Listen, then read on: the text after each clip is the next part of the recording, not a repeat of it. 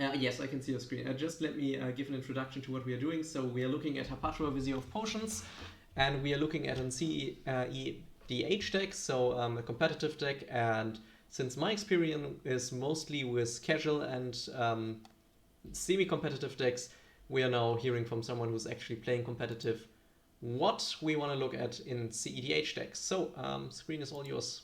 I can see your deck right now. So So this is his. And I want to go over what is good and what is kind of, or is this his? I need to make sure. Yeah. if it has a lion's eye Yeah, diamond, this it is says. his. Um, yeah, I see the LED. Um, so LED, um, I don't see a personal use in it, in this list, just because, you're not running red, and, let me go to TCG play, TCG player, because you're gonna want to run Underworld Breach with LED. Yes, so Which, just to clarify, LED, if I recall the card right, is it's an artifact. You can cast it for free, and you can sacrifice it. This will discard your entire hand, and then you get 3 mana of any one color, right? yep. Perfect. Just to make sure. So Underworld Breach is 1 red, 1 colorless. Each non-land card in your graveyard has escape. The escape cost is equal to the card's mana cost, plus exile 3 other cards from your graveyard. You may cast cards from your graveyard for their escape cost. At the beginning of the end step, sacrifice Underworld Breach. The second one is not important because you're in a win on that turn that you play Underworld Breach, because you are also usually running Brain Freeze. But no, of course I click on the wrong one. Brain Free. I can't Brain spell. Freeze is the one with Storm that allows you to mill your opponents, or? Uh, Yes, it is Storm one you. that. Yeah. Yep. So it is 1 blue, 1 colorless. Target player puts the top 3 cards of his or her library into his or her graveyard with Storm. So you're actually going to be milling yourself. You're going to play Underworld Breach, you're going to play Lion's Eye Diamond, you're going to play Brain Freeze. So basically, the combo is you do need 7 cards in graveyard to start out with. Because usually one of the cards in your grave might be important, like you might run, like maybe your Thassa's Oracle is in graveyard. Yes, So so I see you Lion's want Eye to Diamond is explain not good here Oracle. since you cannot recur it. Also, could you just disable the music? I think it's a bit distracting. Is it playing? To sum it up, Lion's Eye Diamond is bad since you cannot recur it, and also you don't really have an option to get a card on your hand after you discarded your hand, because you have no instant or basically no recursion from your graveyard for the other cards like Brain Freeze. So yeah, Lion's Eye Diamond is better. I can see this one. Unless you're running that combo with Thassa's Oracle and like a Hermit Druid. I also like running Hermit Druid because I don't run basics. Um, So in most decks. Hermit Druid. So just I have it right is 2 mana, 1 and a green. Basically, and it says tap, and I think pay a green, and then you mill cards from the top of your library until you mill a basic land card. And if you don't have any basic lands, you just mill your entire library, right? That is the text that actually matters, but there is also other text which is mill your deck until you hit a card with the same name. But that's not Hermit Druid, but this one is the Tainted Pact, right? With the same name. You so basically Hermit Druid mills you until you hit a basic Yes. land in Commander. Um, that's really all that matters for Commander. Um, that's the one text that actually matters. Let's see. He is. Oh, might want to add. I think Force of Vigor is pretty good. Um, Imps Mischief, I don't like. Give me a second, I don't know this card. Change the target of target spell with a single target. You lose life equal to that spell's converted mana cost. So basically for 2 you can protect Haparta, which is probably a bit expensive for cEDH, right? So where would you use it? I mean, you can use it to counter a big removal spell. You can't use it to counter, a big burn spell. You can't use it to counter storm. So yeah, mostly it is for protection in here, right? Yeah, so I'm gonna make this a turbo Adnos deck. Which it aimed to be originally, according to what the guy wrote. And Razaketh is too expensive. I see that, yes. It's an 8 mana bullet to your head at that point. Like, it literally shoots you in the foot. Yeah, so just to... sorry, yeah, sorry, continue. I didn't want to interrupt you. Go ahead. Okay, so just to sum it up, Adnesum, whatever you pronounce this, is a 5 mana instant.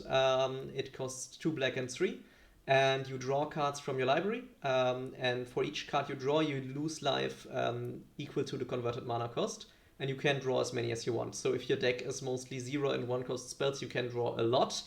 If you have an 8 cost spell and you draw that one, it deals 8 damage to your face, and you basically kill yourself. So that's why it's important to have just low mana cost stuff in Ad Nauseam decks. And that's also... Actually, fun fact, Ad Nauseam, it doesn't actually draw, so it's really good against Full Creature. You actually just reveal from the top and take damage equal to the CMC. That is it's reveal, okay. Wait, you... reveal the top card, and then, it's not a draw, so you can get around things like Narset with it. Nice. Give me a second. Thanks for the raid, Ramba Zambir. So we are currently looking at a Haparta cEDH deck, and Scarlet King is explaining it to me. So yes, Ad Nauseam, I never realized it would go around something like Narset, so that's quite neat. It goes... Ad Nauseam is really good because Hull Breacher is so popular in blue.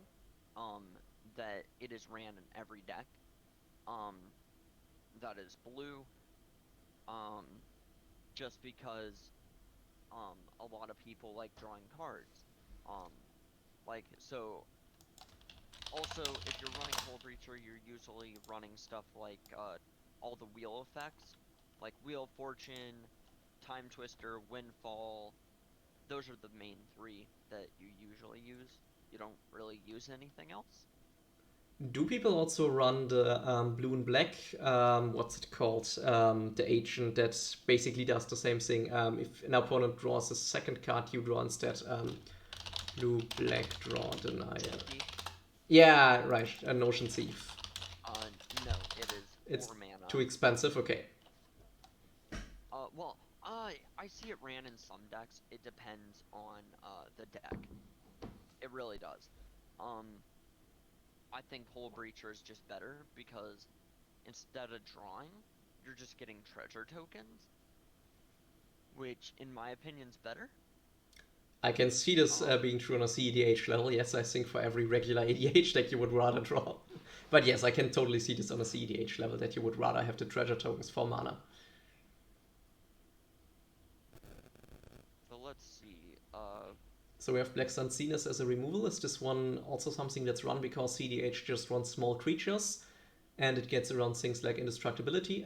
So just for explanation, Black Sun Zenith is 2 black mana and X, and then you put X -1/-1 counters on each creature. So is this one that was run regularly, or? I don't know if that is in this list. It is not. That is not a cEDH card. I would rather run Toxic Deluge over that. Toxic Deluge, so just that I have the card in mind correctly, is you pay X life and everything gets -X, right? And it costs 3 mana. 2 colorless. 1 black, 2 colorless, pay X life. Yes. All creatures get -X. Yes, I can see this being better. like 2 black with an X cost just seems bad. Just because, like, sure, it gives the -1/-1 counters. Yes, it does. But I don't like it just because you're gonna be putting mana into this instead of your win con. Yeah, sure. And even if it's Which just -1/-1 that you need, you still play 2 black and 1 instead of 2 colorless mana and 1 black. So even then the mana cost is worse. because, so like, you're running stuff like Mana Crypt, where it's a 0 mana add 2. I mean, it can hurt you, I guess, because at the beginning of your upkeep, flip a coin. If you lose the flip, Mana Crypt deals 3 damage to you. And then obviously, like Soul Ring, you're running Mana Vault, you're running Crow Mox, Mox Diamond, Lotus Pebble, like just good fast mana. I don't like the Wishclaw Talisman in the deck. yeah, I wouldn't run it in cEDH, Wishclaw Talisman. Do you run it? I mean, you could with the agent that prevents searching, opposition agent, but I don't really see you giving your opponents. I run it in. So I run it in TNT. Because this is a Hermit Druid turbo deck, where you are trying to get Hermit Druid as fast as possible. So basically, you're running all the good tutors, you're running all the good recursion, all the good mana dorks, basically just all the good cards. Yeah. And Wishclaw Talisman, you have to use it on your turn. So your hope for Tired already? No problem. Okay, so basically, Wishclaw Talisman, you use it on your turn. No one else gets an activation, you win. Yes. So in this case, it's a tutor for 3. Yeah, it's a tutor for 3. But like you can play it the turn before to set up. Like that's the thing with it. So basically, it's a free tutor. Okay. Or well, a 1 mana tutor. Yeah. Because like you can use like oh god, where's land base? Let's see. He's running Ancient Tomb, Bayou, Machuca.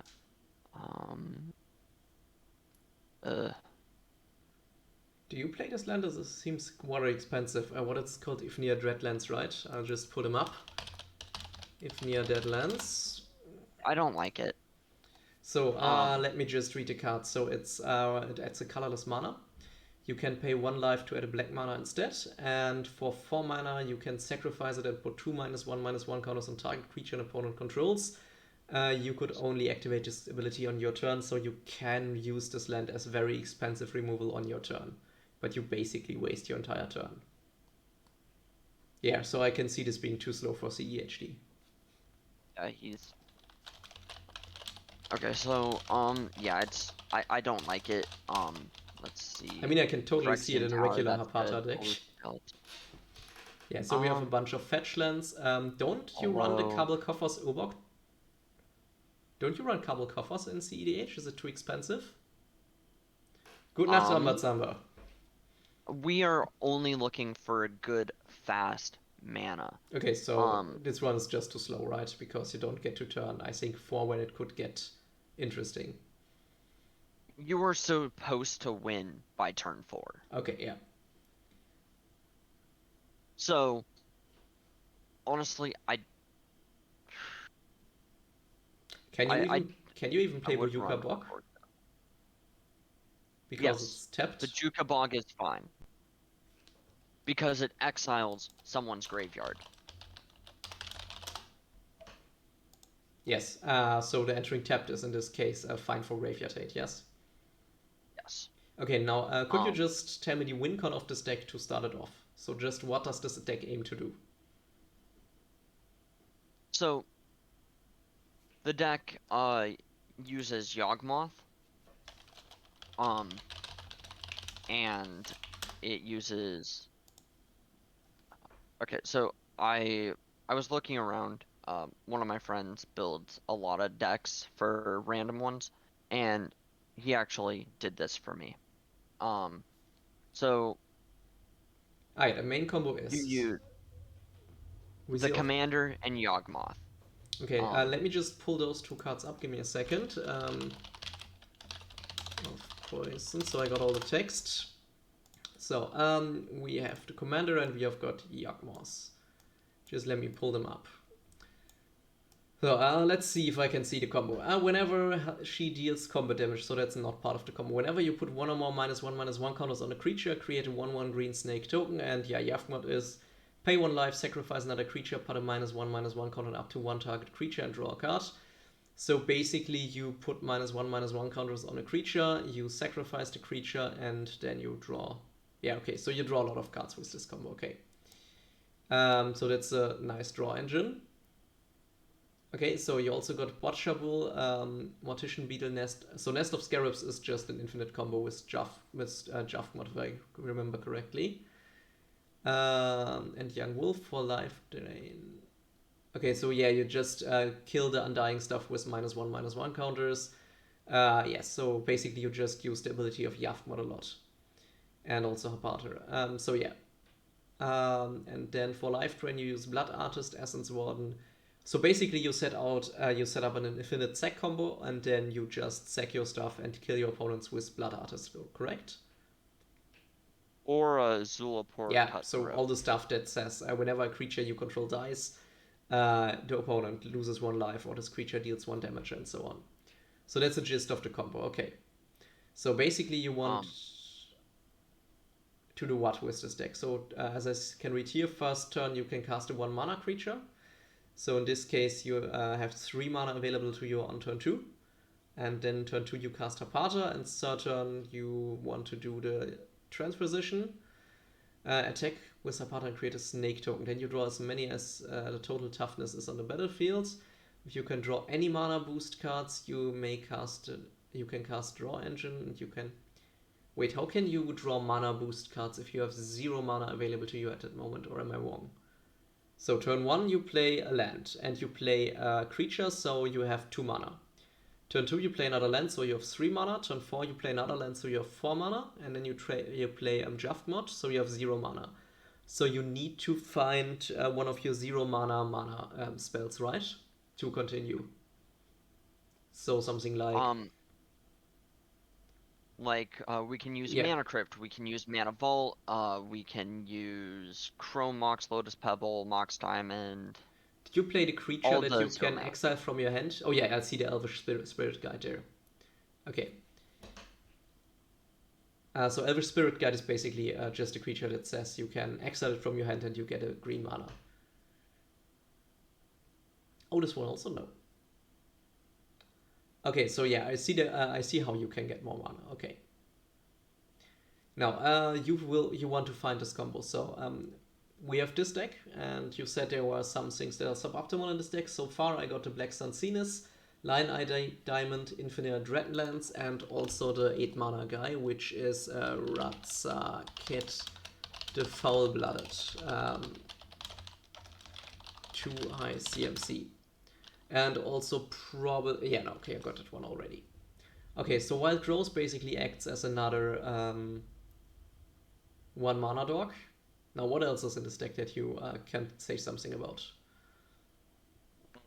I can see some very expensive cards in the sideboard, so mana-wise. Peer into the Abyss, Velas the Broken of Blood. And Peer into the these. Abyss is good. I would add it, because it is basically another ad nauseum. But at the same time, again, it's a 7 mana bullet. Yes, that is the issue. I actually run it in Golos Storm, where I turbo ad nause, and this is in the deck, just because I basically just draw half my deck, lose half my life. Oh no. Yes. And I can win from there. Yeah, sure. I think that would be a good ad, personally. But like, we cannot have too many high cost. Yeah, sure. Otherwise, you will just kill Um, yourself if you ad nauseam. yeah, but this is a good ad just because it's another ad nauseum effect. Um, but that's about it. Frostfang, not good. Um, Broker of Blood, not good. We're not playing stacks here. Yeah, I We're saw some going other for stacks pieces combo. here. Stacks is Um, usually what I prefer, so I was wondering about Winter Orb and some other stuff in here. Tangle Wire, Smokestack. I'm so since we're going for turbo ad nauseum, those are bricks in the deck that we're trying to play. Stacks is bad if you're trying to combo off really fast. Yes, You're sure. trying to win turn 3 to 4, and you're trying to draw all your win cons and all your fast mana by turn 3 to 4 with So all the stuff you need. Um, but yeah. should we take a look at all of the single cards, or what do you want to put some emphasis on next? Um, let's go over the artifacts. Okay. Um, So we have Chromox first. Chromox is just one free very good mana. card. So Chromox is, just let me get this one right because I'm always confusing all the moxes. Oh yeah, this You one is still in exile print. a Yeah, sorry, yeah, just go on. non-land card from your hand, and you can tap for any mana of that card's color. Yeah, so basically it's a land that you need to discard another card for so it can produce mana, and that doesn't count as a land drop. So yeah, basically you can play two lands with this card. Okay. Next up we have the Lion's Eye Diamond. We already established that this one doesn't fit a deck. Next up we have the Lotus Petal, which is just one mana one time. So you play it, you sack it, you get one mana. Next up we have Very the... good in very fast decks. Yeah, So I love should this always one in play. Storm decks also, and also in decks that can recur it. So next Yep. up we have the Mana Mana Crypt. Crypt, It's 0 mana very and good. you get 2 mana out of it. So yeah, I can see this one. Next up is Mana Vault. Now Mana Vault is only One good mana once, ad right? free. Mana Vault doesn't untap during your untap step. At the beginning of your upkeep, you may pay 4 mana. If you do, untap Mana Vault. At the beginning of your draw step, if Mana Vault is tapped, it deals 1 damage to you. You usually only use it once, and that is to pay for the ad nauseum tax. So like your 3 mana, and then you only need 2 black to activate ad nauseum. Yes. Very strong. Yes, sure. But you only use it once, right? So you are not aiming to use this one every turn, but you only use it on the turn that you're actually winning. Yep. Okay. So next up we have Mox Diamond. Discard a land, add 1 mana of any color to your mana pool. For 0 mana. Okay, so basically this is another Chromox, just in this case you're discarding a land rather than another card, right? Yep. Okay, perfect. And it's discard. Wasn't Chromox Exile? Chromox is exile, Mox Diamond Okay. is discard. Okay, I just wanted to make sure because I'm not really familiar with all the old expensive cards. So, okay, next up we have Skull Clamp, which is a really good draw on regular commander decks. Is it the same here? In this particular deck, I think it is good. Because you can kill your little creatures, and draw 2. Okay, so I think it is powerful. just a quick explanation of Skull Clamp, although I think everyone should know this one. It's an artifact for 1 mana, you can equip it for 1, and the equipped creature gets +1, -1. So if you equip it to a 1 toughness creature, it instantly dies. And whenever an equipped creature dies, you draw 2 cards. So, okay, next up we have Soldering. This one should be known by everyone. And then we have the Wish Cloud It's Talisman. one mana to add 2. Yes. So. I think every And then Commander Wish player Cloud has Soldering. Talisman. Not good in this deck. I don't see its use, personally. So. Okay. So for artifacts, we want to get rid of the Wish Cloud Talisman and the Lion's Eye Diamond, right? Yeah, and you want to add a Jeweled Lotus. Jeweled Lotus. So Jeweled Lotus is the one that lets you get 3 mana, but only for your commander, right? Yeah. Okay, so is Jeweled Lotus really good in this deck? Because it adds 3 mana of any one color, and you can only use it to cast your commander. So basically Jeweled Lotus is just adding 1 mana, because your commander costs 2, but it's a black and a green. The main thing with it is, since it is a 2-mana commander, if someone like counters it, and then you have a Jeweled Lotus to bounce back because it already pays the commander cost. Okay. Or the tax. Yes. Okay. Okay, so you want to add a Jeweled Lotus, what else? Let's see. Is he running Carpet of Flowers? Yes. I'm gonna go looking at the enchantments. Let's see. So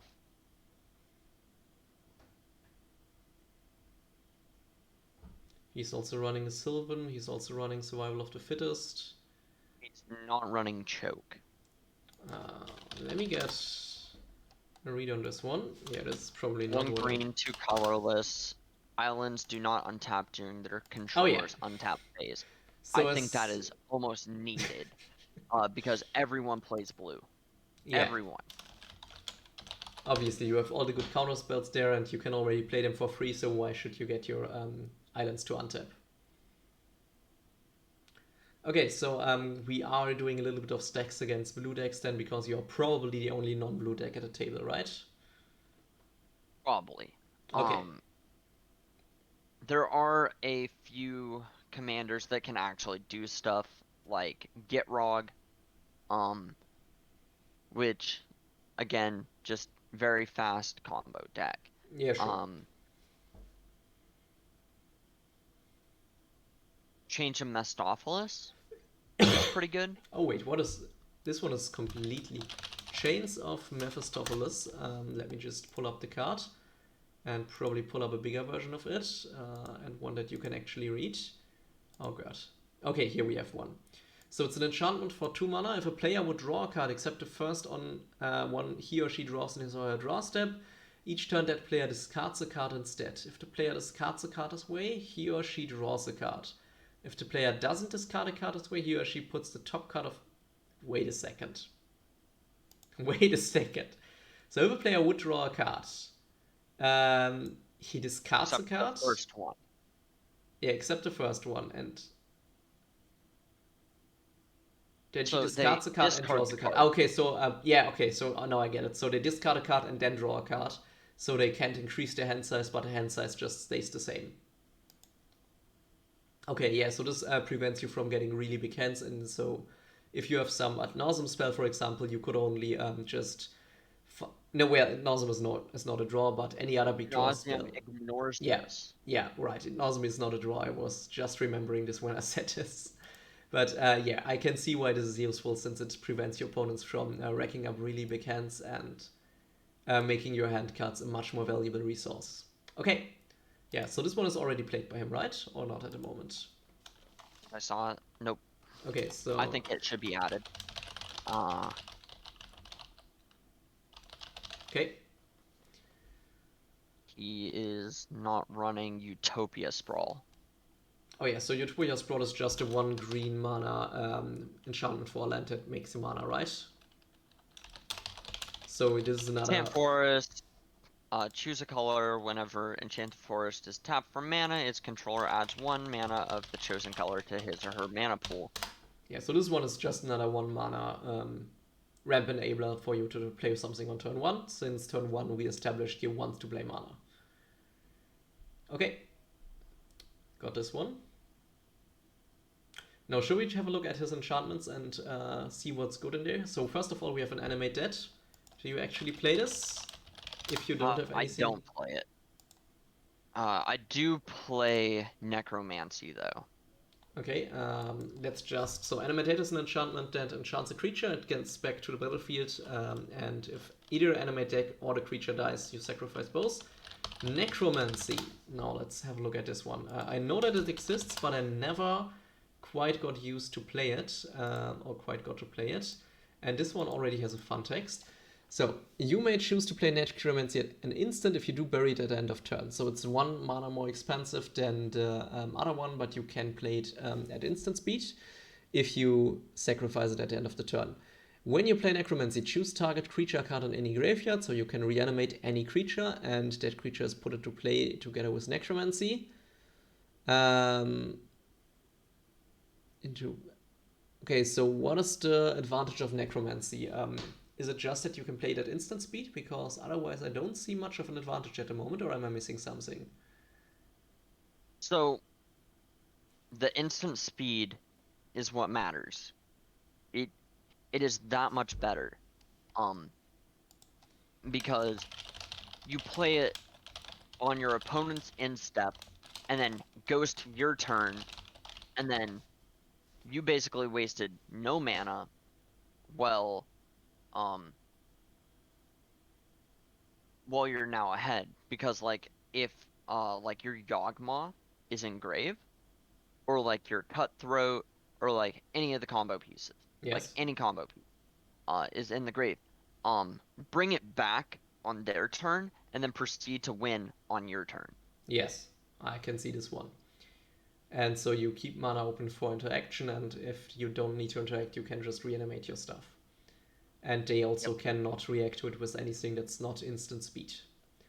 Yes, so I can see Necromancy being better than Animate Dead.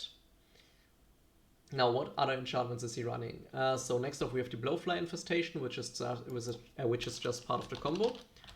Infestation, I think this one is whenever you put a -1/-1 counter on something. Oh no, wait, whenever a creature is put into a graveyard from play... okay, that had a -1/-1 counter on it, you can put a -1/-1 counter on something else. I know this one is great in regular competitive decks, but is this one good enough for a cEDH level? I mean, you can clear the board with it, but is there... Yes. Okay, it is good enough. Okay. So next up we have Carpet of Flowers. I think this one deals with blue decks, right? If I recall it right. Carpet of Flower. Do you... Yeah, sorry, go on. It just gives you a ton of mana when you're playing against blue players. Like, it's a 1 mana, turn 2, get 2 mana. Yeah. It's turn 1, get 1 mana, turn 2, get 2 mana, turn 3, get 3 mana. Yes, I can see this being extremely good as long as your opponents are running islands. Yep. Which, as long as everyone is playing blue is probably what happens. Okay, yeah, so Carpet of Flower, another great ramp spell. Earthcraft, this one lets you untap your creature... No, let you tap creature to untap lands, right? Yes, tap an untapped creature you control, untap target basic land. Now, what is important with this card is that it is not reliant on haste, but you can just tap any creature even if they still have Summoning Sickness, right? I don't like it. You don't like it? Okay, that surprises me because it's quite a huge... It seems to be quite a huge amount of mana ramp paired with Haparta's tokens, because you can just tap each token to generate a mana before it dies. The reason I don't like it is because you're going to be running mostly mana dorks anyway. Yes? Ah, okay, yeah, I see. And you also don't have that many great lands. Like, he's running 5 and 4, 5 forests, 4 swamps. Well, the cEDH list is running 3 forests and 2 swamps. Yes. Which I think he's playing too many basics, because I think that he is trying to get value out of Earthcraft while he's not playing um all the lands that he should. Yes. So would you rather recommending upgrading the land base, or do you want to Yes. just take out Earthcraft? I think we take out Earthcraft and then we keep looking at the enchantments and then we can go onto the Okay. land base. So next up is Necromancy. Oh, he's actually playing it. Yeah. So That's very good. We already talked about it. yes. Just so Necropotence. Yes, I think this one is Very good. even banned in. Is it banned in regular EDH? No. No, I'm It's thinking of something else. it is banned in so many formats though. Okay, so Necropotence, enchantments, 3 black mana, skip your draw phase.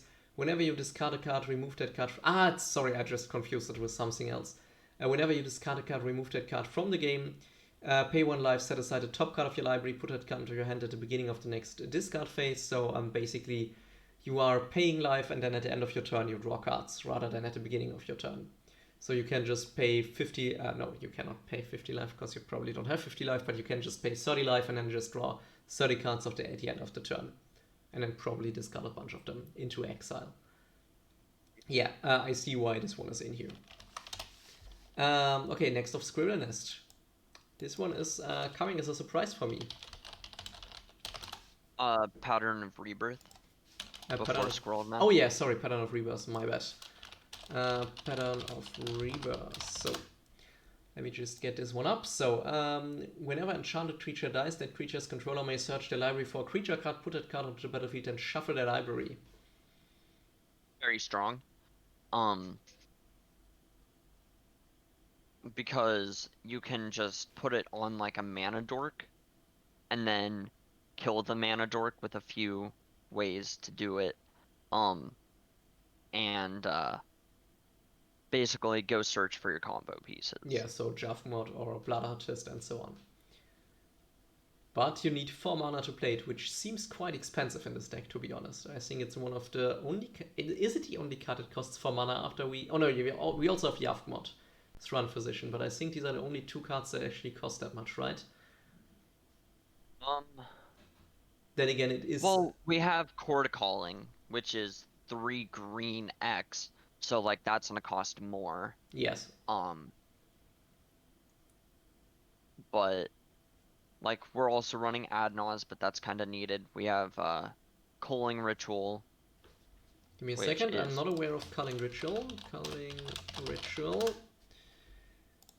So sorcery for 4 mana. Destroy each non-land permanent with mana value 2 or less. Okay, so for cEDH this is a full-blown board wipe, right? At black or green for each permanent destroyed this way. So this is also a big... Okay, yeah, I can totally see why this card is run in cEDH. So you basically destroy everything and then you have a big mana ritual for yourself.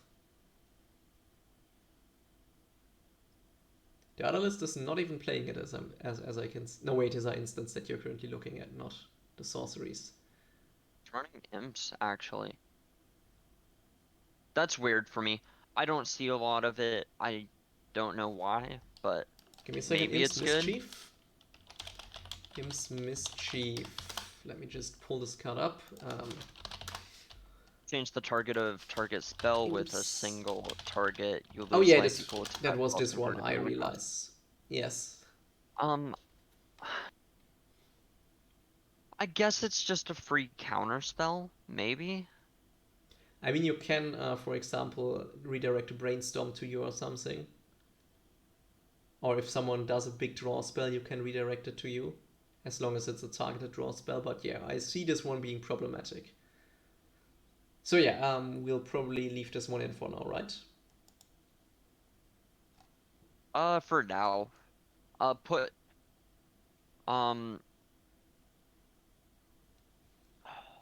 Culling Ritual on like a maybe board. But yeah. Okay. So next up we have Squirrel Nest. Squirrel Nest. I don't like it because it's not proactive. It's 3 mana, get a 1/1 squirrel. Yes. Like, And even then, that mana, that squirrel basically costs you 1 mana every time you make it, because you actually need to tap the land for the squirrel instead of mana. I don't like it. I think we can remove that. Yes. I totally agree with you on this one. Okay. Next one, Survival of the Fittest. God, this is such a great card. This one is the enchantment that, well, we don't want to see Darwin here. Let me just pull up the enchantment. Yeah, this one is the enchantment that lets you discard a creature card, and then you can search your library for a creature card. So basically you have got infinite creature tutors as long as you have green mana. And you can even get them into your graveyard with this to reanimate them with stuff like Animate Dead and Necromancy. So yeah, no questions on why this is a great card. It tutors for whatever you want, and if you want it in your graveyard, it gets the stuff in your graveyard. It's just good. Yeah, sure. Next up we have Sylvan Library. This is, I think, a staple for everyone who can afford it in EDH and plays green. So Sylvan Library, to make it simple, is basically brainstorm at the beginning of each of your turns that you can pay 4 life to not put your cards back. It's a bit different. To make it clear, it's a 2 mana green enchantment. At the beginning of your draw step, you draw 2 additional cards. So you draw 3 cards total. And from these 3 cards, so not from your hand, but from these 3 cards, you choose 2 cards and put them back on your library. And for each of those cards, you can pay 4 life to put that card into your hand instead of your library. So either you have some fetch lands, which allow you to then reshuffle your library, which we are currently running here, so you can get rid of something that you don't want to draw, or you just pay 4 life or 8 life to draw 1 or 2 more cards. And I guess, and correct me if I'm wrong here, usually with this deck you pay 8 life to just draw 2 more cards, right? If you can get any use at all out of those cards. Yep. Okay. It's just very strong, because you basically, it's a free Sensei's Divining Top. Yes, that's also a way to put it each turn. So,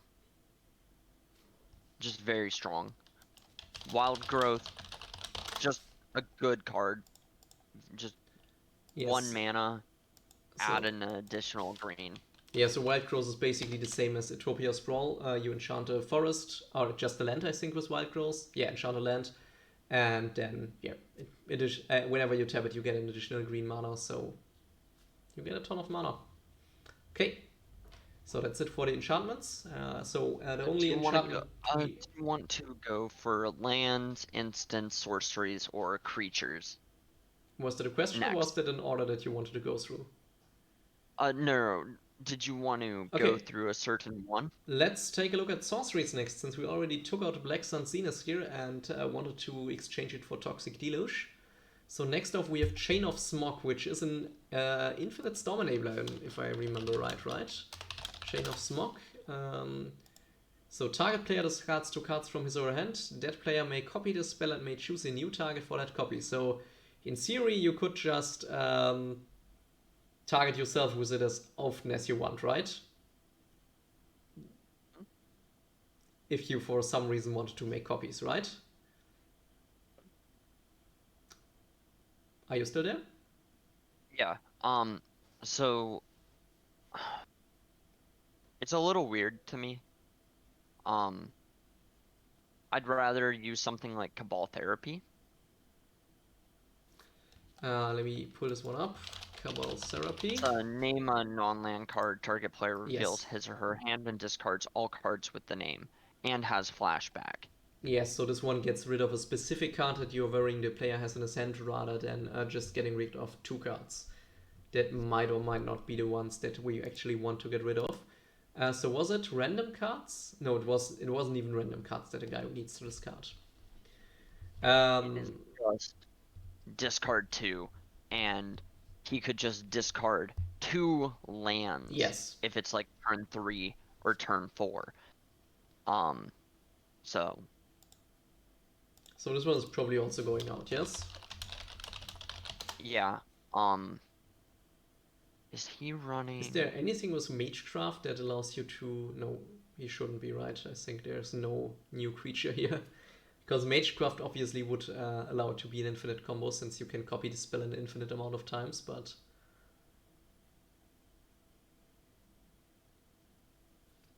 Yeah, so if we take this one out, the next one would be the Culling Ritual. Yeah, okay, no, we already got this one. This was on the maybe board. Next up, we have Demonic Tutor. This one is just good. I don't think we actually need to talk about it. It's so great. Yes, I just finally got around to order some for me. Dude, it's a 2-mana search your library for any card. Put it into your hand. You don't even need to reveal it, in contrast to all of the other tutors that usually just search for specific cards. Yeah. Diabolic Intent. It's basically the same card, but you have to sacrifice a creature. Yes, and you should be able to afford this since you have a lot of cheap creatures. Exactly. Okay, so basically another Demonic Tutor that just gets rid of your mana dog on the way. Yep. Eldritch Evolution. 2 green and a colorless. As an additional cost, sack a creature. Search your library for a creature card with converted mana cost X or less, where X is 2 plus the sack creature's converted mana cost. Put that creature onto the battlefield, then shuffle your library. So that's basically a bursting pot that's one-time use and searches for +2 instead of +1, right? Yeah. Okay, so you will want to target probably want to target either a token wizard to get out one of your 2 mana combo pieces, or a 2 mana creature to get out Jafgmod, right? From what I got, okay. Alright, so this one is not a tutor that tutors right into the game, so it probably stays in, I guess. It stays in 100%. Okay. So next up we Final have of Devastation. another tutor, as I can see. Tutor. Yeah. It's 2 green and X, search your library and or graveyard for a creature card with converted mana cost X or less and put it onto the battlefield. And then you also get an overrun effect. Search your library this way, shuffle it. Yeah. If X is 10 or more, which it's never gonna be 10 or more. You control creatures you control get +X and gain haste. Yes. Until end of turn. So it's basically a tutor for any creature with X or less. Basically like Green Sun Zenith, but Green Sun Zenith has an interesting drawback, so the next card, since it can only tutor for green cards. Do we have enough green cards here to make it worth it? Do we have green cards as combo pieces, so we actually want a Green Sun Zenith, or is it overkill in this case? So we can get mana dogs, but we probably do not want to get the mana dogs out. We are not running a Dryad land as far as I can see, so we cannot play just for green and get out a land. Just so everyone knows what I'm talking about, Dryad Arbor. Dryad Arbor is an interesting land, since Dryad Arbor is a land creature. So it's 0 CMC, and it's a forest Dryad, so it's a 1/1 creature, and it's also a land. So basically you can Green Sun Zenith for 1. So just for the green, and X is 0. And in this case you can use the Green Sun Zenith as a ramp spell, which is quite nice. But since he's not even running this, I'm not sure if Green Sun Zenith is making it, but I'm listening to the expert right now and his opinion on Green Sun Zenith. Alright, so he is gonna need to add a few creatures for this, like Fiend Artisan. You can tutor for Fiend Artisan, then sack your creatures for a black or a green and X, and then search your library for a creature card with converted mana cost X or less. Put it onto the battlefield, then shuffle your library, activate this ability only anytime you can cast a sorcery. Yes, so this is another tutor. He should definitely add that. Definitely add that. Okay. Now I can just see the Protean Hulk here. Is this also something this list should run, because it's again some very expensive card that can easily kill you with ad nauseam. So everyone knows about Protean the card. Hulk. Yep, sorry, go on. So Protean Hulk, if you get this, you get it onto the field, you sack it, you get Yawgmoth and Blood Artist. Or you can do Yawgmoth, Vicious Seer, and a Mana Dork. Yes. So basically, if you sack it, you get a combo. Just so everyone knows what a card is actually doing. If this creature is put into the graveyard from play, you search your library for any number of creatures with a total CMC of 6 or less and put them just into play. So this card was banned in many formats because of the Flash Hull combo. So Flash was a card at 1 and a blue, and you could put a creature card from your hand onto the battlefield that would then be sacrificed. So in this case, it was 2 mana and a blue, put Protein Hulk on the battlefield, it is sacrificed, and you search your library for any creatures that total to 6 mana, and then you basically got whatever combo you had in your deck and just won the game. So this card was banned in quite a lot of formats for quite a while, and I think it was even banned in EDH, at least the casual variant of it, for some time. But they unbanned it at some point. Flash was banned. Flash was banned. Protean Hulk was never banned. Protean Hulk was never banned? Are you... Let me just... I'm pretty sure he was never banned. Yes, he was banned. I just get a ban list update here. Ban list update, Leovold banned, Protean Hulk unbanned. So Protean Hulk was, at least for the regular Commander ban list, Protean Hulk was banned until 2017. Really? I'm not sure if it's on the cEDH ban list, obviously. So the regular Commander uses another ban list in comparison to the cEDH, but it was banned in the regular Commander play. The ban list is the exact same. Okay. So like basically anything that the committee bans is banned in cEDH along with like any EDH, it's banned. But cEDH, period. I think, has an additional ban list, right? I think stuff like Derevi is banned. Nope. No? They go off what the committee okay. Bans. Then I'm thinking of some other ban list. Okay. I think Dual Commander has a different ban list, though. Okay, not interesting at the moment. Okay, so let's just go on. So next off, I see you hovering over Apprentice Necromancer. Do you want to talk about that card, or do we want to go back to the sorceries at the moment? I'm pretty sure Body Snatcher and Apprentice is a combo. I forget. Let me just pull this one up. Body Snatcher. Body Snatcher. Yeah, this is again a film image. Body Snatcher. When Body Snatcher comes into play, you may choose and discard a creature card from your hand. If you don't, remove Body Snatcher from the game. Great. When Body Snatcher is put into a graveyard from play, remove Body Snatcher from the game and return that creature card from your graveyard to play. Oh yeah, you play for... Yeah, it gets Protean Hulk probably. What is the other one? Apprentice Necromancer, yes. Remove or return target creature from your grave. Okay, yeah, it's just pieces for Protean Hulk. Okay. Sorry, I thought there was a combo with it because I'm pretty sure there was at one point in Flash Hulk, but it had a 4-color. I think it was multiple color combo with these. But basically, you just get Protean Hulk back, and you just grab cards. You just grab cards. Yeah, sure. This Protean Hulk is really, really strong. I'm running it in far too less Commander decks, I just now realized. Then again, I'm not going for combos in regular Commander decks.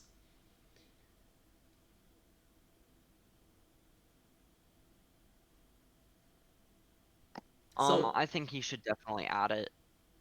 So basically add the Protean Hulk suit. So Protean Hulk, Apprentice Necromancer, Body Snatcher. Yeah. Okay. Op Agent should also be added. Yeah, sure. This one is just...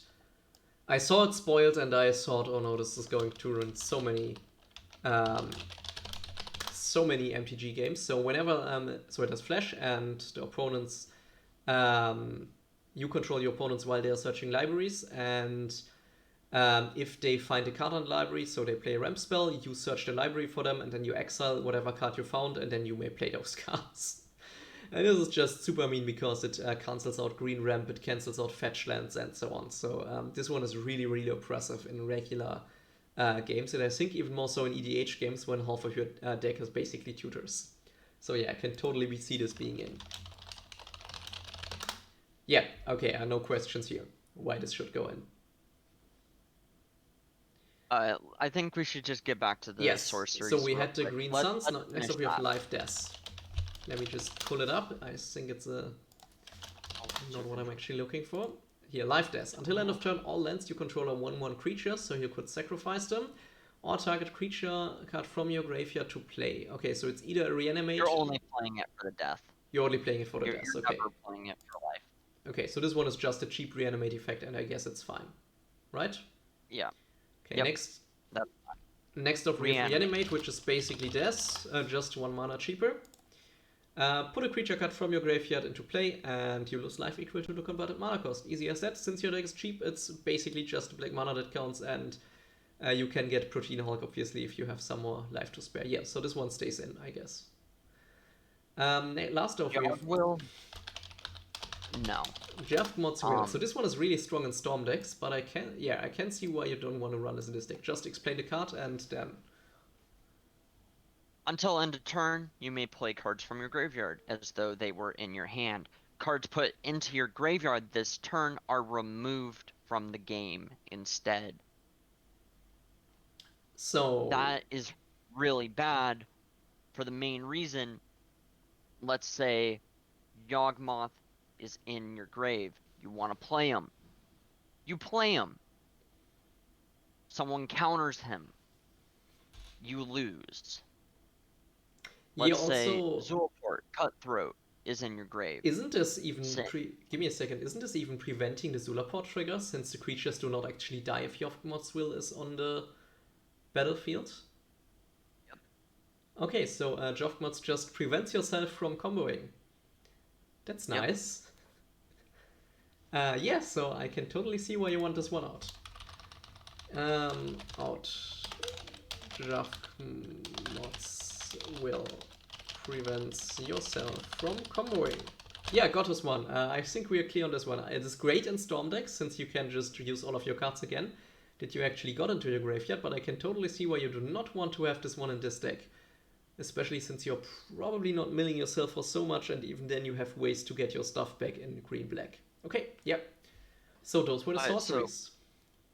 So we should actually add Imperial Seal and Diabolic Intent. Yeah, so Imperial Seal, give me a second. Imperial Seal is another tutor that is monetary-wise quite expensive because it's on the reserved list. So Imperial Seal, search your library for a card, then shuffle your library and put that card on top of it. You lose 2 life. So this is basically Vampiric Tutor, just more expensive. Sorcery. Yeah, just sorcery and way more expensive money-wise, but if you want as many tutors as you can get, you have to pay the price. Yeah, so this one is another tutor, and the other one you wanted to have in? What was the other card? Did we have Diabolical Intent in this? I think. Okay, then. Yeah, I think I saw this, yes. And then, did you add Cabal Therapy? No, I did not add Cabal Therapy. Let me just pull this card up. Oh yeah, this was this card. Worst case scenario, you literally get to see in an opponent's hand. Yeah, and it's always valuable information because then you know if we can do something about your combo. The flashback, sacrifice a creature, hey, I'm gonna actually just get rid of your combo piece. Yeah. And you have a lot of creatures to sacrifice in this deck that you don't really need. Like the mana dogs once you tap them. Yep, perfect. I can see this one. Exactly. Okay, so that were the sorceries. I think we should go to instants next. So first of all, we have Abrupt Decay. I think it is very strong, especially in cEDH. Yes, so in EDH this is basically... green.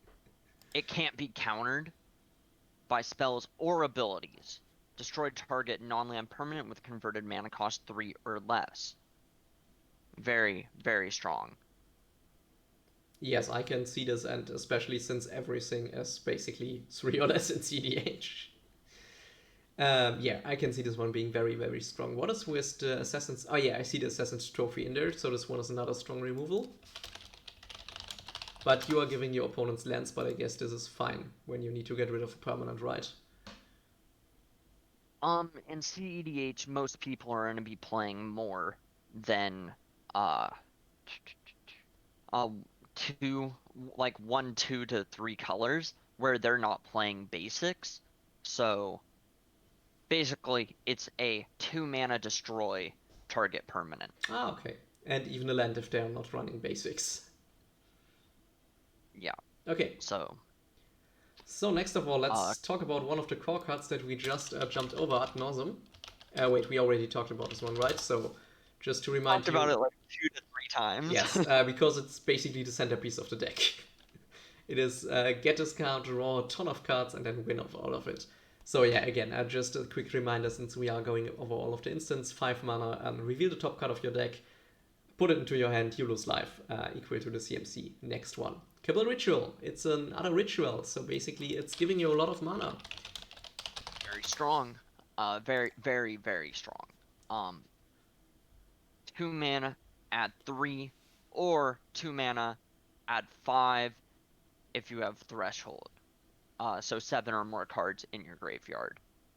Yes, and this is quite easy to achieve from what I saw so far. And this also just gets destroyed by Yogg-Will.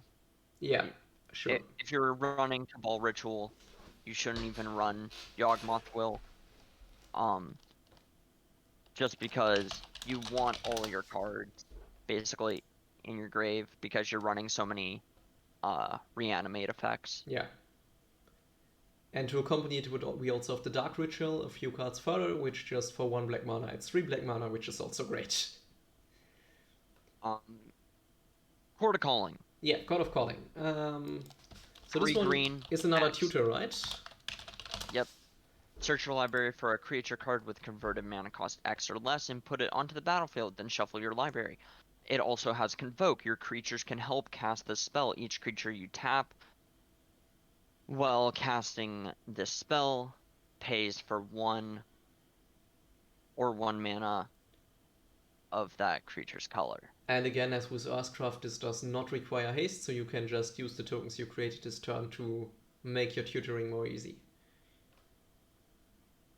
It's just a very good card, because like you can tap stuff that doesn't tap for mana, and you get a free mana. Yeah, especially since you have a lot of tokens with Haparta. Probably. Let's go to Crop Rotation. So this one is, this one is not an MTG card, so this one is an MTG card. So basically you sacrifice a land and you search for another land and put it into play, right? Yep. Okay. Sack a land, put a land into play. So you can use this for Bojuka Walk, obviously. What else would you use this for? Gaia's Cradle probably as a huge mana land. Yep. What else? You can also grab stuff like Ancient Tomb. Oh yeah, 2 mana. Add 2 mana, lose 2. Yes, we can see this one. You can also grab like Phyrexian Tower, sack a creature, add 2 black. Yes. So just very good. You can also grab Urborg if you have too many forests. Yeah, or just the other one, Jamijava, the last card here, that if you have too many swamps. That basically the forest Urborg. And Gaia's Cradle. Same with like Gemstone Caverns, like just grab Urborg because your gemstone is just tapping for 1 colorless if you don't have it in starting hand and you didn't exile a card from the game. Yeah, so Gemstone Caverns, just for everyone who don't know this land, because I think it's a very rarely known land outside of the competitive scene. If it's in your opening hand and you are not a starting player, you may begin with it in play. But you also need to remove another card from your hand, and either you add 1 colorless mana to your mana pool if you just played it normally, or if it has a luck counter on it. So basically if you played it because you were not a first player, you add 1 mana of any color to your mana pool, and this is one of the few lands that enables you, or one of the few cards that enables you to win on turn 0. So basically this is one of the lands that can enable you to win before you even started the game. Probably not in this deck, but in a lot of other decks, or in some other decks, not a lot. And I think also more 60 card decks. Yeah, so I can see why Gemstone Cavern is here. It basically sets you a turn ahead. Okay. So Calling the Weak. Sacrifice a creature, add 4 black to your mana pool for 1 mana. Yes, so this one was also quite fun because it has to be reworded. Just a little bit of rule stuff, because if you would still go with the wording that's on the card, you can, while casting this, sacrifice as many creatures as you want and add 4 mana at any time. And this is why Oracle actually reworded this card, because, otherwise it would be too OP. So this is one of the cases where really the old wording wouldn't work with the rules that we have at the moment. Just a fun bit of trivia. You have to sack 1 specific creature, and you can't sack any others. Yes. But you add 4 mana. That's with the reworded ruling now. that they specifically added to let this card work as intended. So basically you just sack one creature, you get 4 mana. So it's a little bit stronger as the Dark Ritual, which we'll see next. So it gets 1 more mana, but you also need to sacrifice a creature. Which you're usually just sacrificing a mana dork. Yes, or a token, I guess. Or a token. Like, either way works. You can also use this to hit Protean Hulk. Oh yeah, sure. Oops. Yeah, I didn't think about that one. Nice. Okay. So, Dark Writ, 1 mana, add 3. Yeah, pretty simple. Don't really need to talk about it. Entomb, search your library for a card and put that card into your graveyard, then shuffle your library. So we have another tutor. Yeah. You have enough reanimate effects in the deck to allow that to work. You either grab a combo piece, or you can just grab Protean Hulk. Yes, I see this one. So the next one is actually a card that I recommend in a lot of the decks I'm tuning on the server, usually instead of Frozen Grip, since Nature's Claim is just a great, very cheap removal, and the 4-life really doesn't matter in most of the EDH games. So for 1 green mana instant you can destroy target artifact or enchantment, and I guess for cEDH the speed of it for just 1 green mana is especially important, right? Or is it? It's very strong. Yeah. Very, very strong. Because you can, like, destroy their mana vault, you can destroy, like, all their fast mana. And then you can also destroy stuff like Survival of the Fittest, Sylvan Library, Necropotence, Carpet of Flowers, just very, very strong enchantments. Yeah. For just 1 mana. Yes. And they gain 4 life, but this is totally negligible. In cEDH, your goal is to kill everyone at the same time with a infinite combo, or a combo like Laboratory Maniac or Thassa's Oracle, and like Hermit Druid, maybe a draw spell or something for Labman, but basically just win like that. Yeah, so even in regular EDH, 4 life rarely matter. Yeah, no. Okay, so just a great efficient removal spell. Next off, Noxious Revival. I think that's a card that's played by way too low amount of people in regular EDH decks. So for Phyrexian mana that can either be paid with green mana or 2 life, you put target card from a graveyard on top of its owner's library at instant speed. You never pay the green. It is a free spell. It is a free spell. Basically like a Texian Probe, where you also never play the blue. Texian Probe. So this one doubles as Graveyard Hate. How often do you actually use this one as Graveyard Hate, and how often do you use it to recur stuff on your own? You never use it as Graveyard Hate. You only use it on yourself to combo. Okay. But I think if worst comes to worst, you can still prevent an enemy from comboing off, or do you just trust a blue player to counterspell? You trust the 2 other blue players to counterspell. Alrighty.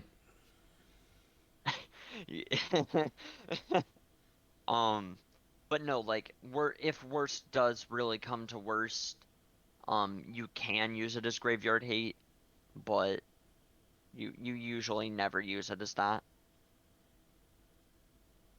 Yes, so, okay. Nox Revival, just very good card to get anything from your graveyard back into your deck on top, where basically you want it.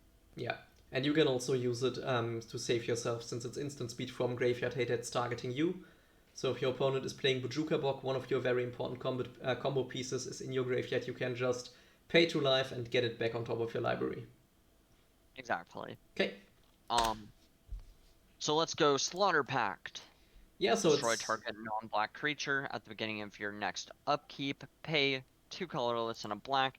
If you don't, you lose the game. It's a 0 mana kill spell. Yes, I can see this one being quite good, especially if you don't have a next upkeep, since you already won the game by that point. Yep. Okay. just very, very strong. But yeah, Also, so just a reminder to everyone, there were actually pro players who lost the game because they forgot to pay the tax in their upkeep and just draw a card. So if you're using any packed cards, really take care to do something to remind you to pay the packed cost. Otherwise, you will lose the game by tournament rules enforcement. So once you drew a card, your upkeep is over and then you're dead. So probably yep. put something on top of your deck like a dice or a deck box or whatever you need to remind yourself to pay the pact cost, because you really don't want to lose a game because you just forgot to pay the pact cost. Alright, yeah, Yep. strong card. I can see this one. Vampiric Tutor. Vampiric Tutor. It's another tutor. It's a 1 black instant. Search your library for a card, then shuffle your library and put that card on top. You'll lose 2 life. It is basically a better Imperial Seal. Yeah, since it's instant and not a sorcery. Sure, can see this one.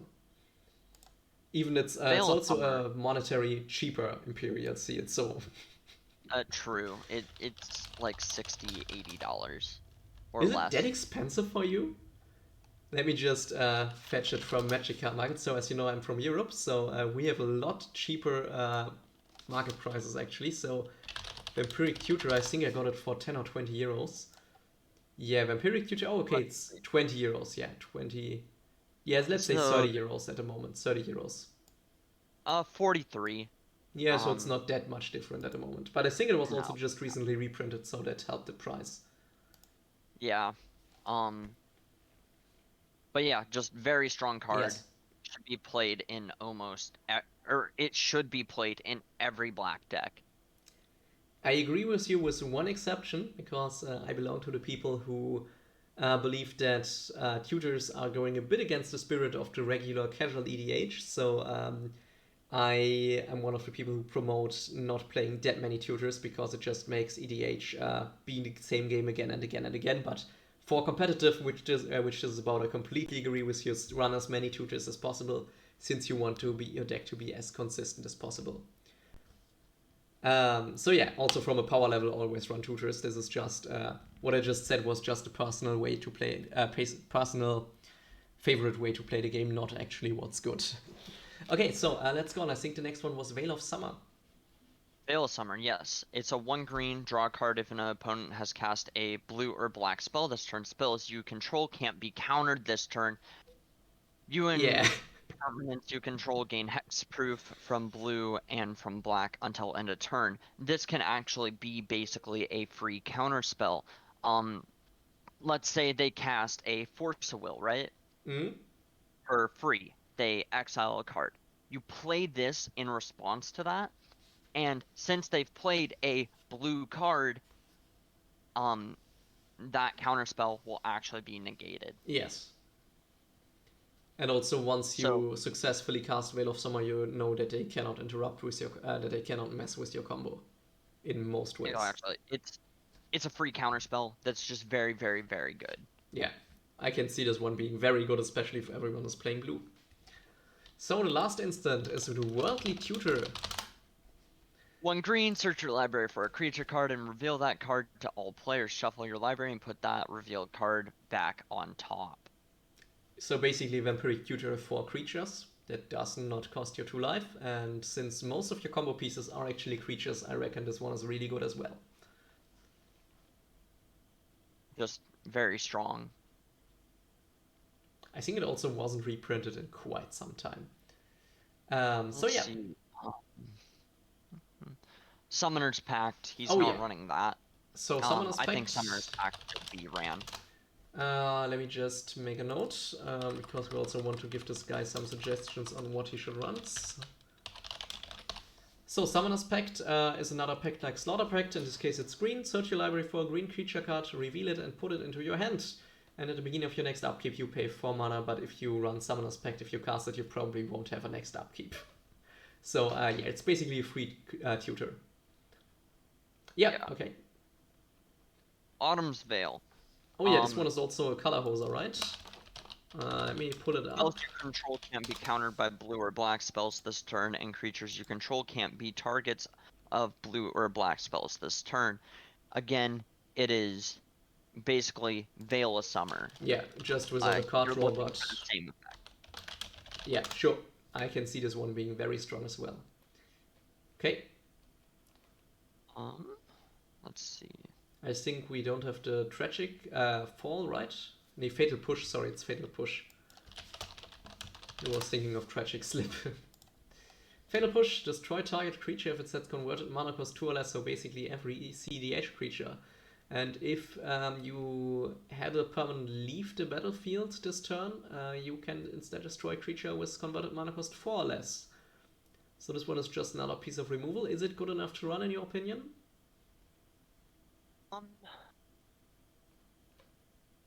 It's a 1-mana hate spell.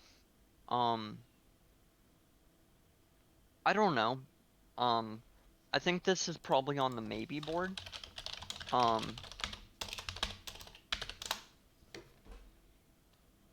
Because Yeah. I don't really see a place for it. I mean, I guess it gets rid of like a mana dork or something, but like that's really it. And then like, it's Yeah, okay. I It's can not the see best. it. Okay. Next off, what is this card? Ulcerate. Sorry again, what is this Ulcerate. card called? Ulcerate. Ulcerate? Can you just spell it? UL? CERATE. Okay, let me just pull this card up. I never saw it, I think. Target creature Target gets creature gets -3/-3. Okay, so this is not a removal spell for just 1 black mana. This is a better than Fatal Push removal spell. In cEDH, yes. Yeah, I think this should be ran. Okay. So let me just put this to the in list. Okay. Yes, so Village Rites. Village Rites. This one was sacrifice. Wait, where do you see Village? Ah, yeah, there we see Village Rites. So this one I think is sacrifice a creature to draw cards, right? Yes, as an additional cost, sacrifice a creature and then you just draw 2 cards. So I think it's fine. Yeah, it's a small draw spell, and you should have tokens or mana dogs that you want to get rid of. So should we add it to the maybe list since it's not that strong? Yeah. Okay. So what else do we have? Dismember. Oh yeah, this Very is another Phyrexian members. Very strong. I don't think he ran it. No, he doesn't. No. In fact, he doesn't. The only Phyrexian spell he ran was Nox Revival, right? Yes, right. Dismember. So let me just pull up Dismember here. It's a 3 mana spell, 2 Phyrexian black mana that you basically pay with just 4 life, and 1 colorless mana. And a creature of your choice, target creature gets -5/-5 until end of turn, so it gets rid of basically everything, even in regular Commander. So I just ordered some copies of Dismember just for the regular Commander games, even if the creatures are a lot bigger there, it still gets rid of a lot of stuff. For just 1 mana, it's great.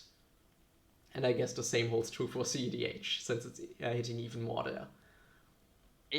It's just so strong. I don't understand why he wasn't running that, just because of the sheer power that it actually does. But yeah. Okay. Heroic Intervention. Protection. So it makes everything you control indestructible. And have hexproof. Oh, and hexproof. Oh yeah, right. Hexproof and indestructible usually. Indestructible is the important part of this card for regular EDH game, but yes, it's also hexproof. So I guess this one is another in, right? For just a lot of protection in case people are trying to mess with you. Yep. Okay. I think that's all that I saw that he wasn't running. Alrighty. Then I think creatures are next. Creatures? So let's first have a look at all of the mana dogs, I think, because they're basically all the same. So first mana dog would be Arbor Elf, right? So he can tap to untap target forest. Is he running enough forests for Arbor Elf to be good?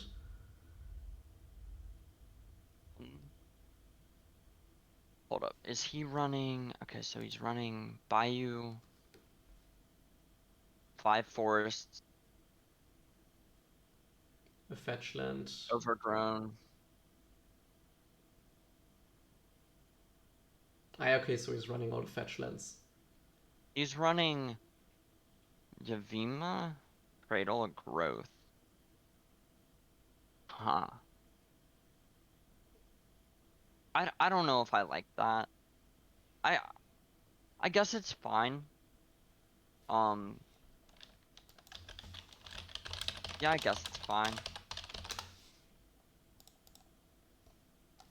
Each land is a forest in addition to its other land types. So there was one question I wanted to ask you, and this one is Dryad's Arbor. So in my mind, or just when I build some stacks, I usually include Dryad Arbor if I run a Green Sun Cenus, because he's not running it. And that got me curious. Is Dryad Arbor just not run in cEDH lists, or is it... yeah, so it's a forest Right. creature, so you can fetch it with Green Sun Cenus as another option to ramp on turn 1. And you can even sacrifice it with other stuff. I just pull the card up here again. So this got me curious why why I didn't see Dryad's Arbor on the list so far. RRBO, so O, the circle letter. Oh, Dryad Arbor. Yeah, the right There you arbor, right. go.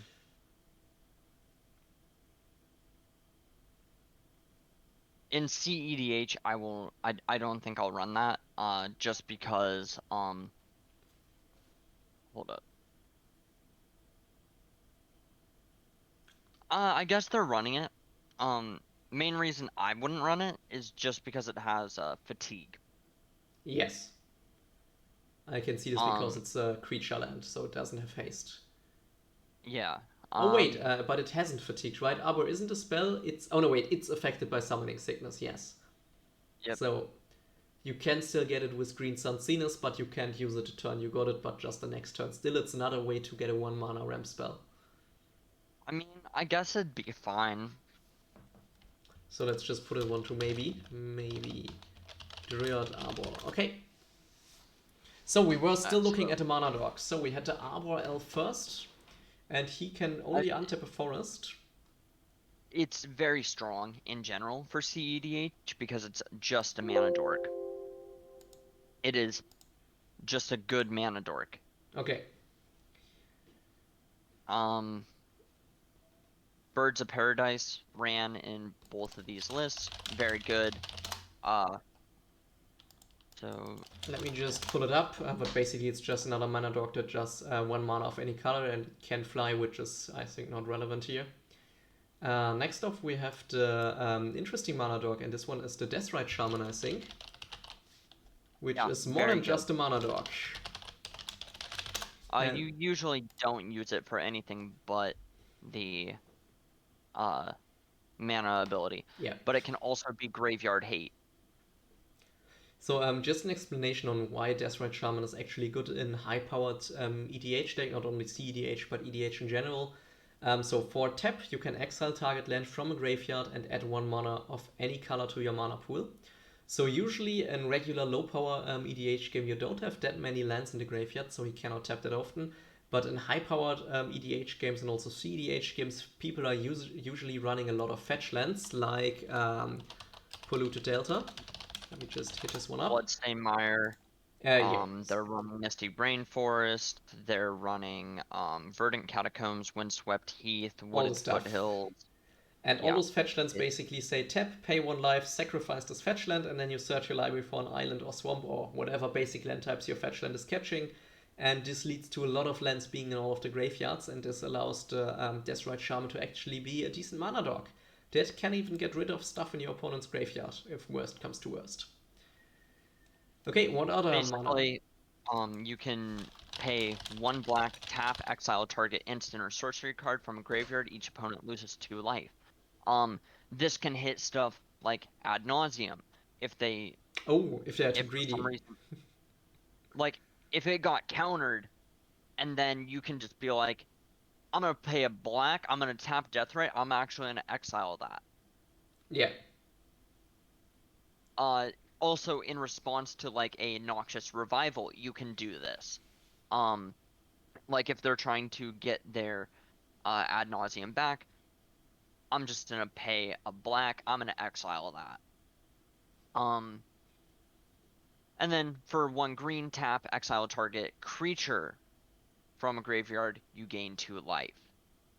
That is not as important. On unless there is a combo piece in their graveyard that is specifically a creature. So if you're playing against another Haparta deck, basically. Because we are running a few reanimate spells here. Yeah. Okay. So Deathray Shaman, very strong. So it's basically a mana dog that's also very flexible in case you need to get rid of something in your opponent's graveyard. Yep. So next mana dog is Elves of the Deep Shadow, which is just an elf that taps for black and it deals the damage to you. So yeah, it's color fixing, it's a mana dog, nothing much to say about this, I think. Elvish Mystic. 1 green, tap for a green. Yeah, again, just another mana dog. Same for Fyndhorn Elves. I think these are the ones that... No, these are not the ones that tap for colorless. So again, Fyndhorn Elves, just 1 green, tap for green. Llanowar Elves, green, tap for green. Just the same. And we don't actually have the... I think there's one other... I think it's a Snow Elf that taps for 1 colorless. Is it good enough for this deck to just have another mana dog, or don't you run this one? No. He is not running a Priest of Titania, which is a big no-no, in my opinion. Oh yeah, because she actually does more than just 1 mana, because you have all of your mana dogs, which are mostly elves. Here. So Priest of Titania just taps as 2 mana dog, and she taps for green mana, for 1 green mana for each elf you control, so usually she taps for 2 or 3, probably. So, do we add a Priestess of Titania? Yes, we add it instantly.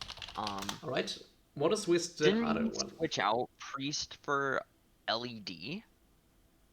Again, sorry? Didn't, Hippo Slayer, didn't he switch out Priest of Titania for that might be. He LED? said he swapped something out for LED. Where is it? Yeah. I mean, it's still a maybe board, but I don't... Yeah, there is the Priest of Titania. It is in a maybe board, just below Praetor's Grasp. Reign of Filth. I honestly might just add that. Is this one a spell that destroys all islands? Oh no, each land you control gains sacrifice this land. Oh, add 1 black mana to your mana pool. Nice. So it's just on your last turn, it's 3 black. Yeah, it's basically another Dark Ritual on turn 3. Yeah. I might run it. I probably would run it. I like it. So. Okay. So, what else? We are still at creatures. I think we were still in safe. Oh, this one is not a mana dog, but I think he's missing 1 mana dog. The Burial Elf, I think. Yeah, I don't like it. You don't like it? I don't think it's good. Because it's not generating colored mana, but just colorless.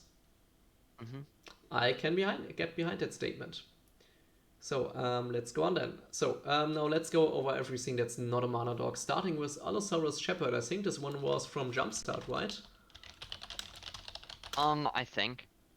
It's a 1 green, it can't be countered. Green spells you control can't be countered. Very strong. Yeah. It's so strong. I see it. Yeah.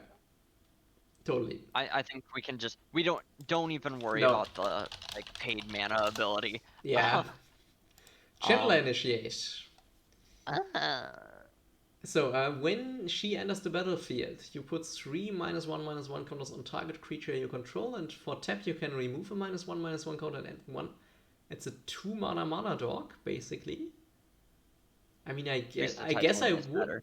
Yeah, I guess I would run it if I was running a regular Haparta deck that's not aiming to break the game on turn 3, but I really can't see it here.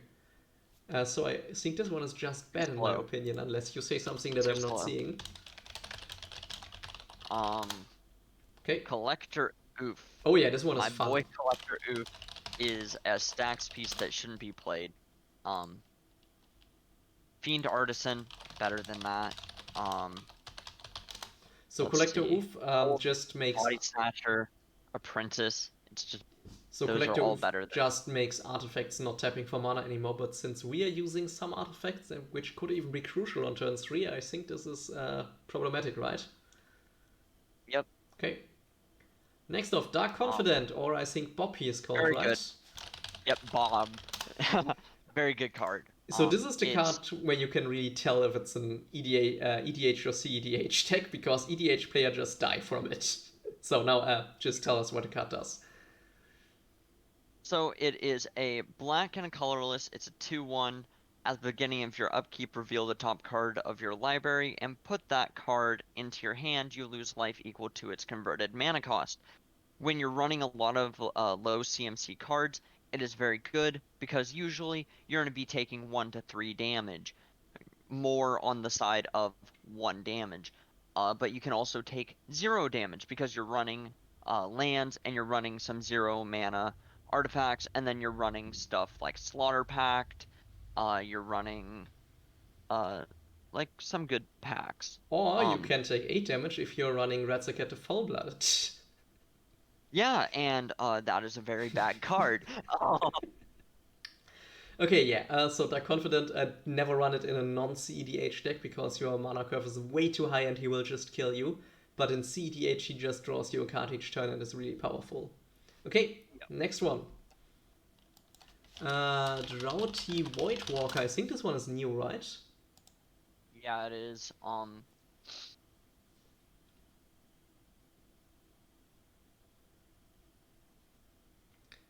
So I need to read it actually, since I'm not. So it has Shadow, so it can't be blocked. Basically, it can't be blocked and it can block. Let's be honest here. If a card would be put into an opponent's graveyard from anywhere, instead exile it with a void counter on it, and you can sacrifice him and choose. So basically, it's graveyard hate. So it's hating a lot of graveyard decks out. It's graveyard hate, which is good. And then you can also play one of those cards. Oh yeah, so you could get access to a counter spell if you really need it. Or maybe something that supports your combo. I mean, you could literally get another Ad Nauseam. Oh yeah. Like, Ad Nauseam is the most popular combo at the moment, so just play this, say, screw you, I'm taking your Ad Nauseam. Yeah, I can totally see this. And it is just very strong because, like, you basically, it's a 2 mana, play something bigger for free. Yeah. Okay, so I guess this one stays in. Yes. Then we. Oh, it's even. I just now realized it is without paying its mana cost. I just thought you could ignore the colors, but it's without paying mana cost. Okay, perfect. Yep. Yeah, very strong. Yeah, I might even get this one for my regular. Did I order it? I will need to have a look at on whether I ordered it. Okay, next one. We'll Destiny have Spinner. Destiny Spinner. So this one is creatures and enchantment spells you control can't be countered. Okay. So good. Yeah. And I think we ignored green and a colorless. Yeah, you don't even look at the second We don't ability. even look at the second effect. Okay. So it's again protection. Oh, Devoted Druid.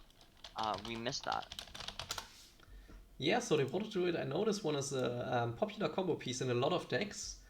And do we combo with it here? I don't think so. I think it's just good, but not combo. No. It's... Again, I wouldn't run it. Really? I think it's too bad. So it's basically a 2 mana dog that adds 3 mana on 2 mana on turn 3 and generates probably generates 2 tokens on the way, right? In most of the cases. Maybe generates tokens. Oh yeah, maybe if you don't have Haparta out, it doesn't generate tokens.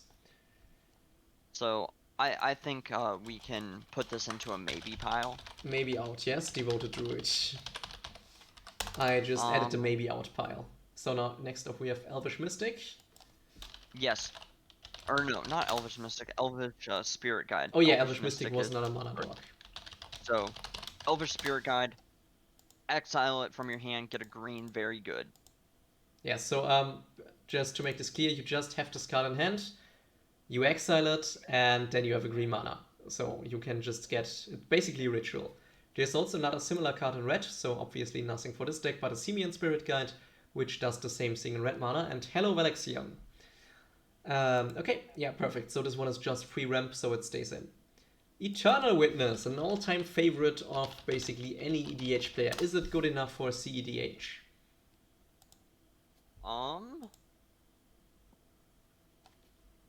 We're already running enough reanimate effects where we don't need it.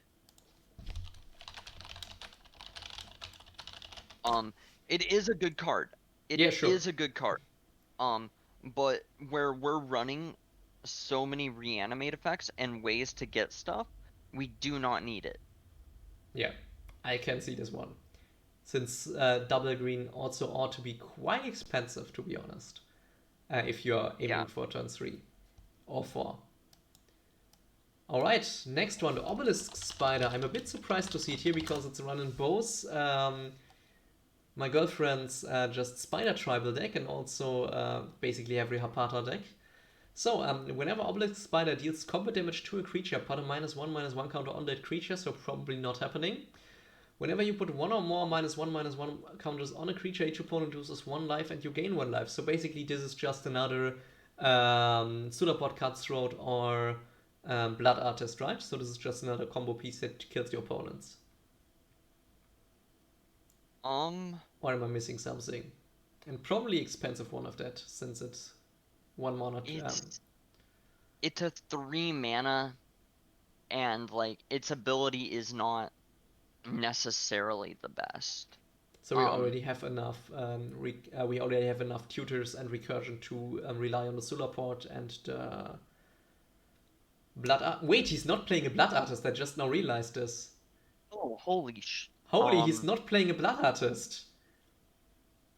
I just now realized that we. Bro, we're all the way into the O's. And we didn't. Okay, great. Deck? Yeah. Okay, so what is this deck? I want to know what. Did he not think of Blood Arc? Probably not. To be fair, we didn't either until just now. So yeah, Obelisk Spider goes out and Blood Artist goes in. Yes. Yeah. Okay. Perfect. Okay, next one. Opposition Agent. Yeah, I think we already talked about this one. The bane of all. Yeah, right. We already talked about the next one. Way too expensive. Sylvan Safekeeper. Well, I think we should re-go over Op Agent. Yeah, okay. Real quick. Just because it's so good. Yeah. Okay. It has Flash. You can play it at instant speed. In response to someone searching. Yep. You control your opponents while they search their libraries. Let's say that they play a Demonic Tutor. You flash this in. You either grab their combo piece, basically making them not able to win, or you grab like a counter spell so you can win. Like you grabbed Pact and Negation, 0 mana. Oh yeah.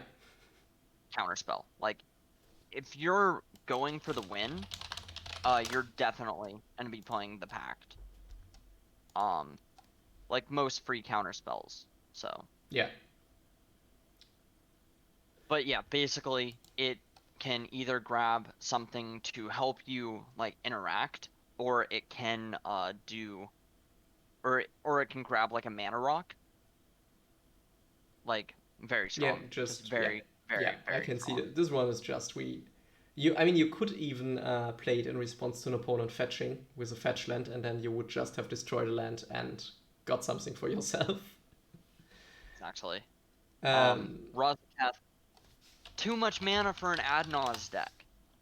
Yes, I can see this one. Too much mana for an Just Adnaz pinging deck. yourself for 8 with Adnaz or the Dark Confident will really, really hurt. So next one, Sylvan Safekeeper.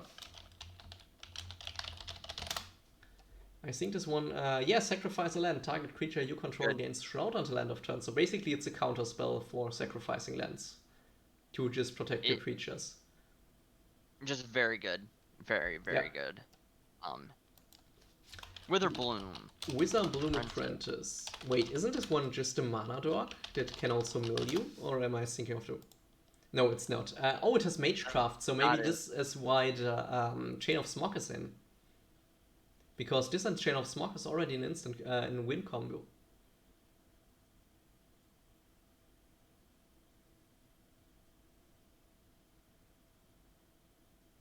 So this is basically... I don't like it.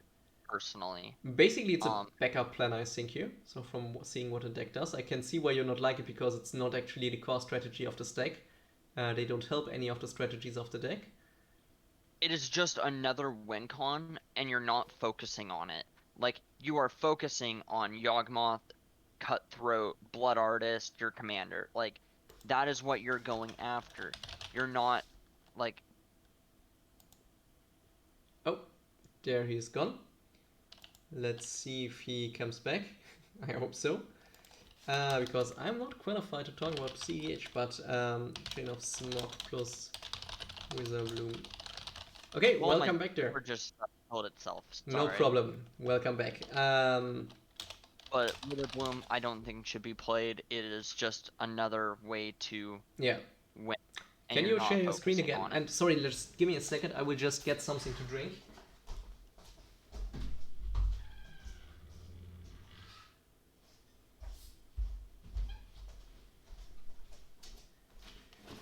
So my throat just got a little bit sore. So could you? Oh wait, you shared your screen. Let me just put it on again. Okay, perfect. So yeah, we just cut this combo since we want to focus on something else in the deck. Now next off a Javmoth, and yeah, this is one of the combo pieces that we already discussed. Do you want to go over the card again?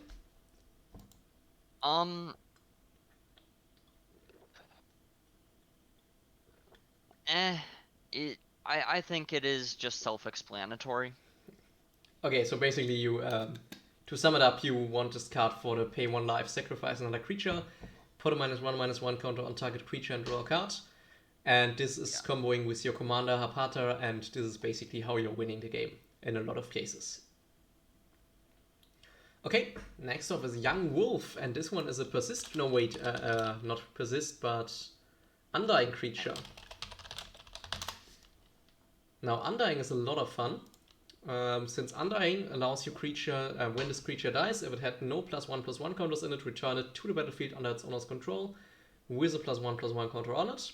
So now, since you have quite a lot of way like Javmoth, Transition to put -1/-1 counter on this creature, you can just kill it again and again and again and again without it having a +1/+1 counter on it, since -1 counters and +1 counters are cancelling each other out as a state-based effect. So basically you can infinitely recur this stuff. Is it good enough for the deck though? And this is what we will now be getting told. It is? Or it's not? It is played in the cEDH. Okay. So this one is probably staying in. Is there anything else that you want to add for this card?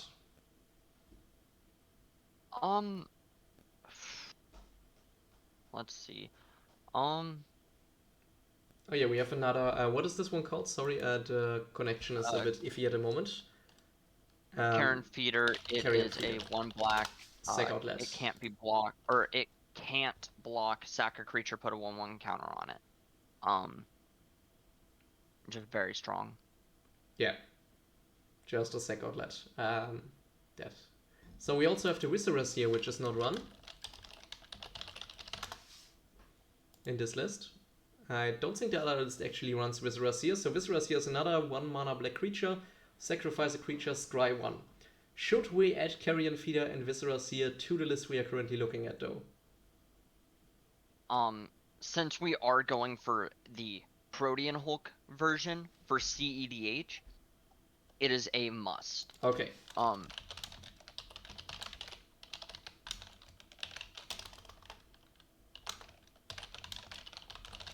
Okay. Because what we're trying to do is have Blood Artist and Zulaport, because Yawgmoth, you have to pay 1 life, and let's say someone's at 50 life, right? And you're at 37. How are you going to kill them with just one of these? You are gaining as much life as you're losing, so in this case you just stay at 37 while they are... No problem, we have been talking for a good amount of time. No worries. I think we are talking for about 4 hours right now, or maybe 2? Maybe 2. Probably more like 2 or 3. 2 or 3. Yeah. So yeah. Yeah. But I was being a little I was like, you no want problem both happens. Because then you have infinite life while everyone is dead. Yeah, but I can see why you want these two sack outlets in case you want to get rid of your protein Hulk. Okay, now let's go on. I think lands are the last thing that we actually need to look at. Yep. So we have, what lands do we want? Because lands, I think, are something that a lot of EDH players don't really pay that much attention to. Lands are usually considered as boring and not worth investing to, while they're a very important deck, part of your deck, and really help you to further your They gameplay. are the most important part of a deck. So let's go. Because you need the lands to play the card. Yeah. Um. But I think So if you think back to you starting out with Magic, that was not what you saw lands as when you started out. I think most players think lands are, I don't want to play lands, I want to play spells, maybe cut a few more lands to get more spells. So first of all, 29 lands, which is actually quite a good amount lower than what you play in regular EDH decks. So how many lands would you recommend? This one plays 30. 30. But it also plays Dried Arbor. Yeah, so basically a creature land. Now, so basically playing 29 lands. So yeah, basically the same. Okay. Now let's have a look at the land base. First off, we have Ancient Tomb. This one can just tap for 2 mana, but it's also dealing 2 damage to you. So it's basically a free colorless Karoo land. It doesn't require you to take another land back to your hand. So yeah. I think this one is quite good, right? Yep. Now next off we have Bayou. This is probably Cubs. It comes in untapped. It taps for a black herd. Oh yeah, this one is one of the original Arbor duels. Yep. So these are lands that probably most of us will never play because they are way too expensive and actually on the reserved list. But if I own all 10. Yeah, I'm envious now, and I probably need to rob you and figure out where you live. Come get me. I'll DM you my address right now, bro. Come get me. You're from America, right? I think it's way too risky to break into someone's house there. So basically, to sum it up, these lands, the Arbor duels, are all on the reserved list, so they are not printed anymore. So they are all at least $100 and probably a lot more if you want to get them in halfway decent condition. A lot more. And all of these lands have 2 basic land types, and that's it. So they come in untapped, they have 2 basic land types, so you can fetch them with all of the fetch lands. And yeah, he's just looking for a fetch land right now, so €450, and I think this is OG dual land. This is the cheapest one for $236. Yeah. And I think this is also a bad color combination, right? The scrub land. It's black-blue. Okay, so that's... Okay, no, then forget what I said with the bad color combination. So yes, I should probably get an invest. I think, what do you pay for a set? 3K? 2K? Yeah, 2 to 3K probably, maybe 4. So the land base is going to be the most expensive part of a deck. Yes. That's even unless you're running like LED, diamond, like it can either like in 2 color your artifacts are usually your most expensive. But land base is like either a close second or it is the #1 most expensive. Because you're running Gaia's Cradle, which is almost a $1,000 card. Yes, let me pull this card up. Give me a second. So basically you add a green mana for each creature you control, which is obviously quite strong. But again, this card is also on the reserved list, so it's not getting reprinted, and you are fucked if you want this card. If you don't have a lot of money. It's more expensive than some of the OG dual lands. Like, yeah, it's a rough one. Yeah, playing cEDH requires a lot of budget if you want all the cards originally. Yep. Okay, now, after all of these expensive lands, let's get to a dirt cheap land that everyone who's ever playing a black deck should run all the time. I think this is this is my most recommended card on the deck tuning for casual decks, because no one seems to be running this card, and I can't fathom why. Because it's dirt cheap, so it's a couple of cents. It enters the battlefield tapped, it generates a black mana, but it also allows you to exile all cards from a player's graveyard. And you want to lose a word on how strong this effect is, or should we just let it stand with that? I think we should say how strong it really is, uh, especially in the cEDH format. Because like there are a lot of recursion in cEDH. Um, a good hold up. Let me go. Kinnereth. Uh, just very strong commander. 1 black and 4 colors. Put target creature card from a graveyard onto the battlefield under its owner's control. You can recur, like, so for 5 mana, let's just say you bring back a Eldrazi Titan, or You can also Elishnor, just bring back or the what's it called? Damn it.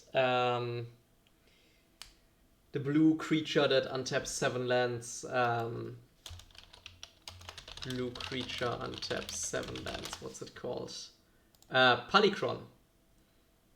So this one would instantly give you unlimited mana if you have some way to sacrifice it. yeah, When Palinchron like, enters the battlefield, untap up to 7 lands. Yeah, if you play this for 5, very strong. yeah, yeah, I can see this one. And if you just exile the graveyard, then yeah, they can do it. But how do you do that instant speed other than crop rotation, or is crop rotation the only instant speed trick for Yuka Bog in this deck? Only way you can do it. Okay, But usually, you the people have to set up for um this stuff, and like Kenrith again, like you can do Kenrith's ability at instant speed. He never taps. Um, so basically, um, you either wait for them to not have mana, or there is so many combo pieces in their graveyard that they can't get it all back, which basically just allows you to just say, hey, you have like your whole combo in your graveyard, let me just play Bajuka Bog, um and maybe they can only get 1 piece back and they're out of the game. yeah, Like it this Bajuka Bog is basically player removal. It is not exile target graveyard. It is exile target player. Uh, So also, I think the decks aren't really running anything out of the combo, right? So you don't have a plan to win the game if you don't get your combo. yeah. Okay, just wanted to get that one clear. So in the regular EDH decks, you usually have your creatures and stuff, and you don't have anything here. You get your combo or you die. Alright, so Boyuka Bok, really, really strong, basically kills a player. Yeah. Alright, next off, Command Tower. Just, Just good. yeah, just makes every mana you want, comes in untapped. Command Tower. Let me pull this card up anyways. I guess everyone who's playing Commander should know of this card. If not, get this card. It's free with every Commander deck. Get it. Get it. Next off, another card that is generating all of the mana that we want to have, Forbidden Orchard. This one comes to as a surprise to me, to be honest. Then again, I guess your opponent, you really don't care about 1/1s for your opponents. No. No, you don't. Because, um, like, oh no, look, I get 1 mana. Oh hey, look, you have a 1/1 little spirit. It's not a problem. Because by the time that this is on the field and you're tapping, like you're trying to win by turn 4, the worst it can ever do is uh each player has 1 spirit and then 1 person has 2. Um so like just you get a free mana basically. Yeah. So is this played in basically every cEDH deck, or is this in this specifically because you can use those creatures to put -1/-1 counters on them? Or is this just a cEDH staple? cEDH staple. Okay. Perfect. Next up, we have 5 forests. Do you want to say a word on how strong Drop 2. forests are? Drop 2. Just Drop instantly 2? drop 2. Okay. Because we are going to be running a few different lands. Okay, I just make a note here. We already are dropping one of the lands. We will figure this out later. Now, Gaia's Cradle. I think we already discussed this one. Just ridiculously strong if you have creatures. Which we're playing a lot of mana dorks and like Yeah. cheap creatures. Yeah. So Gemstone Caverns. We already discussed this one. This a little. So this is the basically, if you're not going first, exile a card before the game, put this onto the field.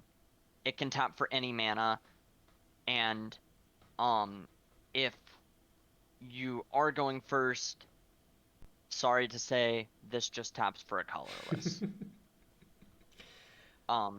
But yeah. All right. No, I think we wanted to get this card out.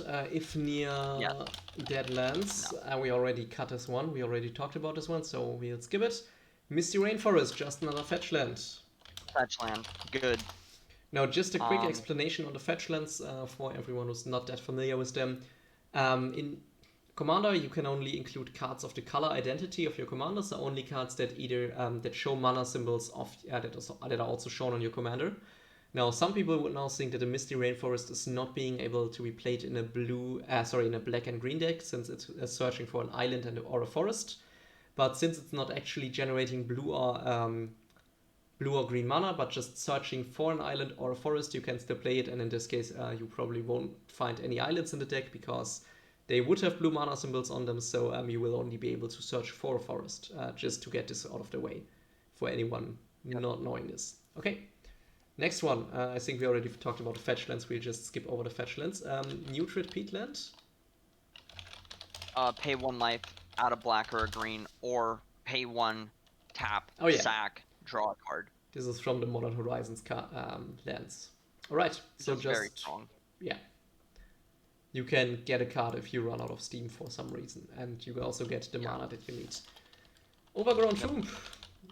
Shockland. So you can shock yourself to get it, enter the battlefield untapped, and it's a swamp forest. So it's basically like the Baju, only that it deals 2 damage to you, which is naturable in most of the time, I think.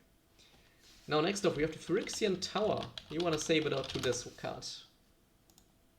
So, tap for a colorless, or tap, sack a creature, add 2 black. If you're looking to win on this turn, just tap one of your mana dorks, sack it, you get 3 mana. Easy.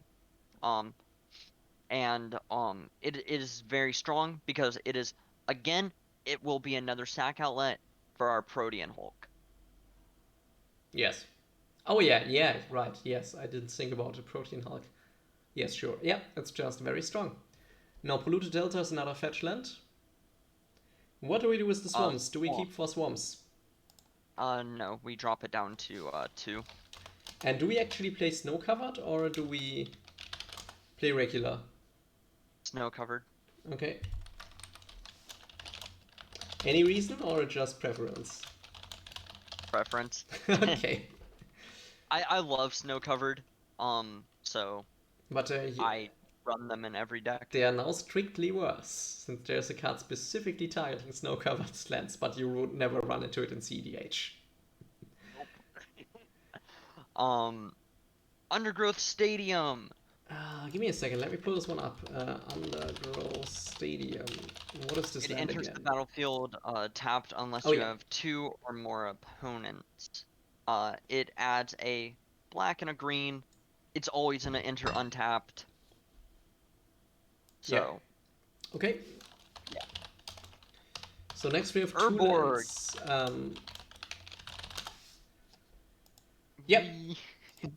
All your lands are swamps. No, all lands are. Sorry, not all your lands, but all lands are swamps. So in addition to all the other types, so even your opponent's lands can now tap for black. It's fine. I think it's fine. So same for Jamijava, Cradle of Growth, which is the same thing for forests. Last card. It should be fine.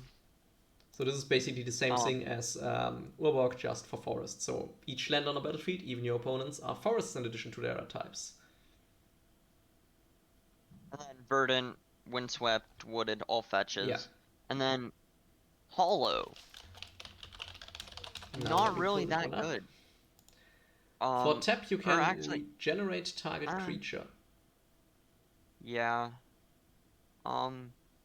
There's some better lands. Alrighty, so we also want to get out Jami Java Hollow, yes?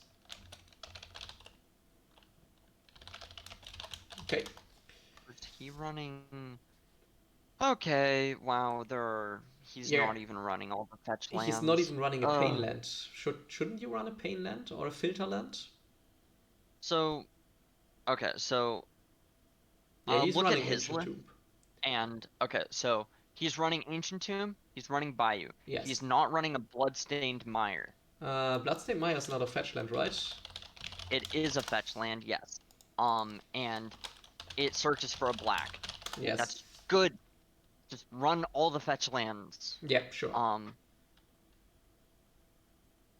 Castle Lockwin. Let me pull this one up. Castle Land. It enters the battlefield tapped unless you control a swamp. Tap, add a black. 2 black and a colorless. Draw a card, then lose life equal to the number of cards in your hand. It's a if you run out of steam, draw a card, take 1 life. Yeah. So it's really a backup plan of a land. Yeah. Cavern of Souls. Oh yeah, this one is quite a good land. Please, like, just run that card. Like, he has no budget. This card needs to be added now. So just to clarify, Cavern of Souls, when it enters you choose a creature type, you'll probably choose human here since most of your combo pieces are human, since Haparta is a human and Jafnot is also a human. And then you can either add a colorless mana or you can add a colored mana of any color, and if you spend this mana to cast a creature spell of the chosen creature type, that spell can't be countered. So all the blue players are now crying because their counter spells are useless, since you have Cavern of Souls. Super strong land, I think also a bit expensive at the moment.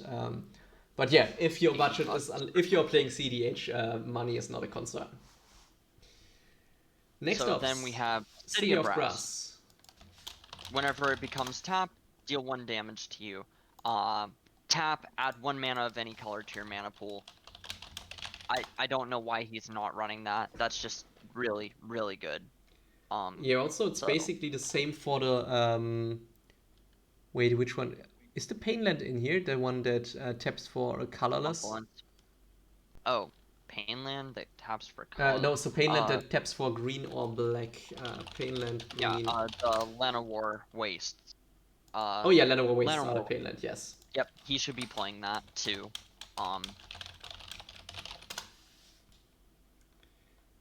Now, we also have Mana Confluence, which is basically a City of Brass.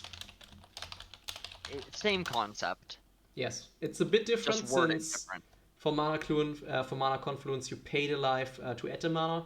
For City of Brass, it deals 1 damage to you if it's get tapped. So if anyone else taps your City of Brass, it still deals 1 damage to you, but the difference is negligible. Yeah. Okay. So, Exotic Orchard. Add 1 mana of any color that a land an opponent controls could produce. I don't even need to say why this is good. Yeah,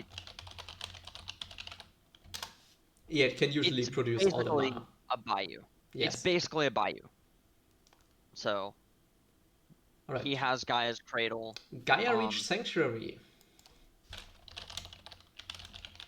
Add a colorless or 2 tap, each player draws a card, then discards a card. Very good, in my opinion, because you can, you're running enough of the reanimate effects where this is just fine. You can like discard a Protean Hulk, then reanimate Protean Hulk, sack Protean Hulk, win. Yeah. So. Alright, so we already talked about, I think the next ones are all, Shizo, just below that card is the next, I think that's not in the deck, Shizo Death Storehouse. Yep. Let me just pull it up.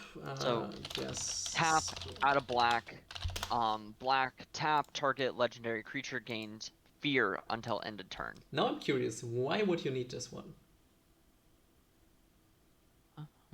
Fear does what? I forget. I think I it don't. can only be blocked by artifact and black creatures, but let me just check.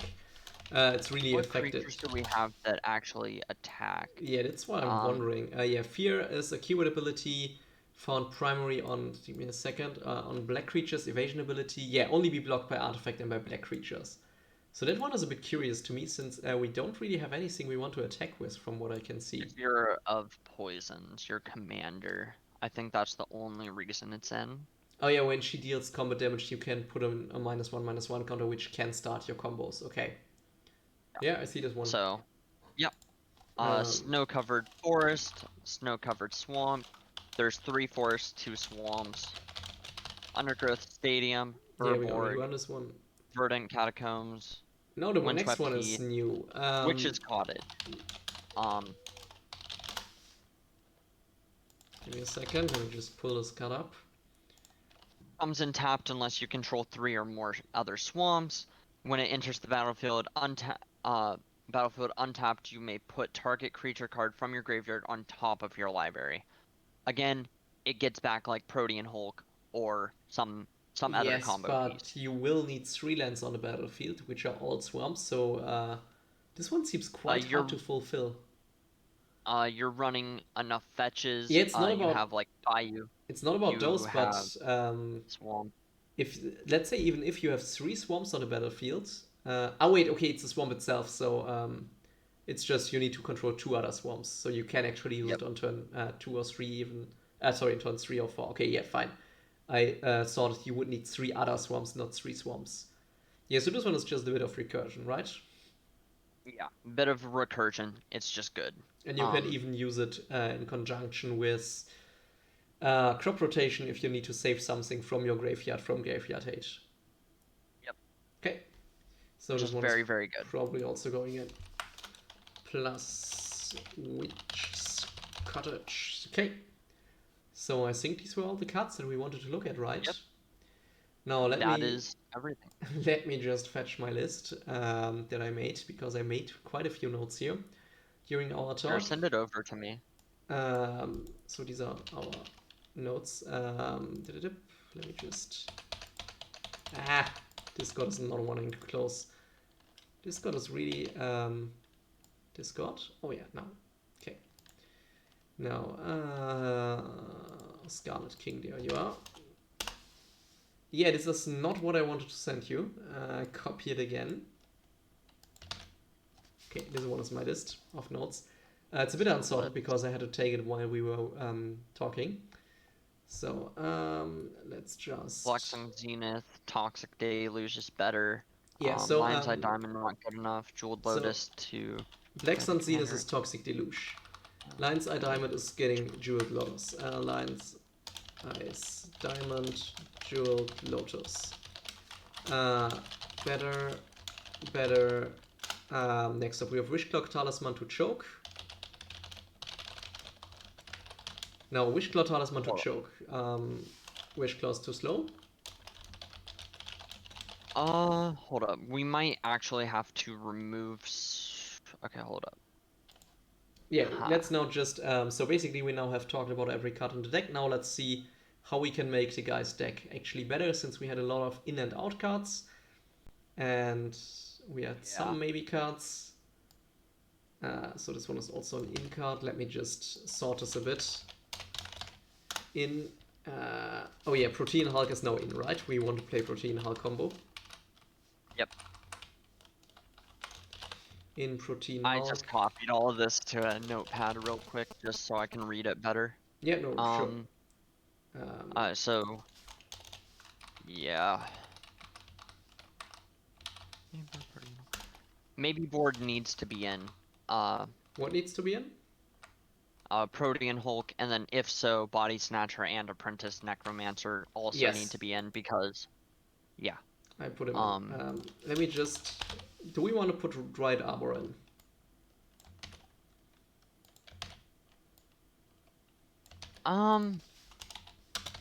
Because I personally like this card very much, but I'm not a cEDH player, so I can't really. I think it'd be fine. Okay. The cEDH list actually runs it, so I think it might be it's probably good. Because worst case scenario, Green Sun Zenith for 0. Get Dryad Arbor. Okay, so let me just... and the Chain of Whopper and Witherbloom Apprentice combo are out, right?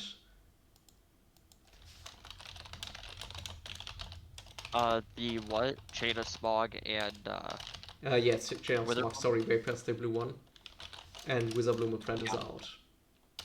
Yeah. Okay, so now... Razaketh needs to go out, like, yes, I now. already had this one.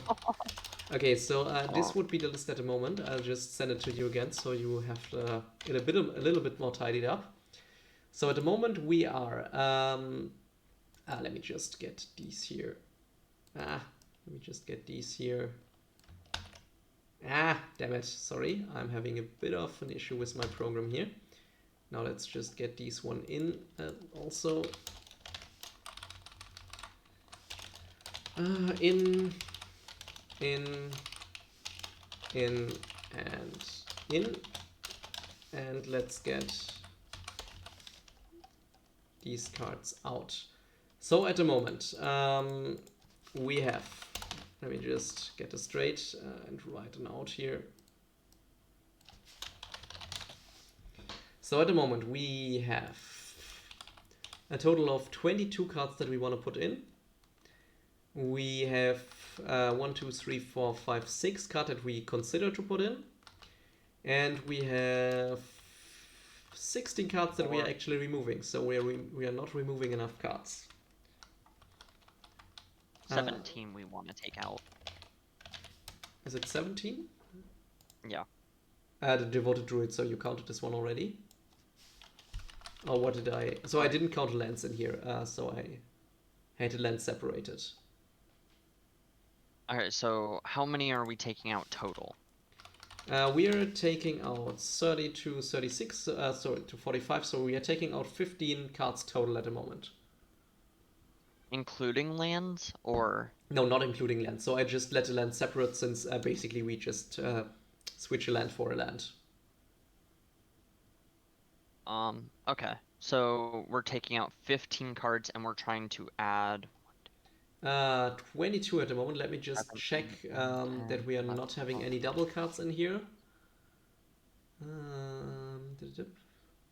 Okay, yeah, we're... let's just...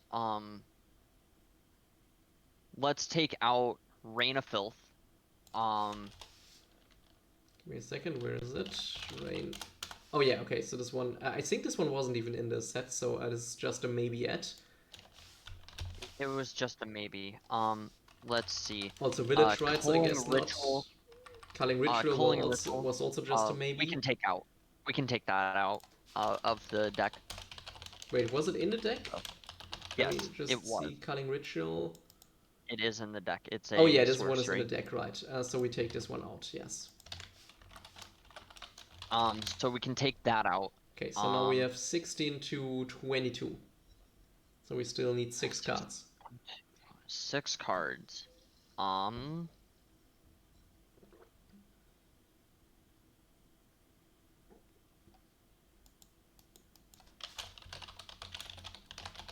Eternal Witness, maybe? Oh yeah, right. Or did we already take that out? Yeah, we already took it out. Oh god. Okay, this is gonna be a lot harder than I thought because, like, there are some cards that we're gonna have to take out that maybe we don't want to. Yes. Do we really want to run Jewel Lotus?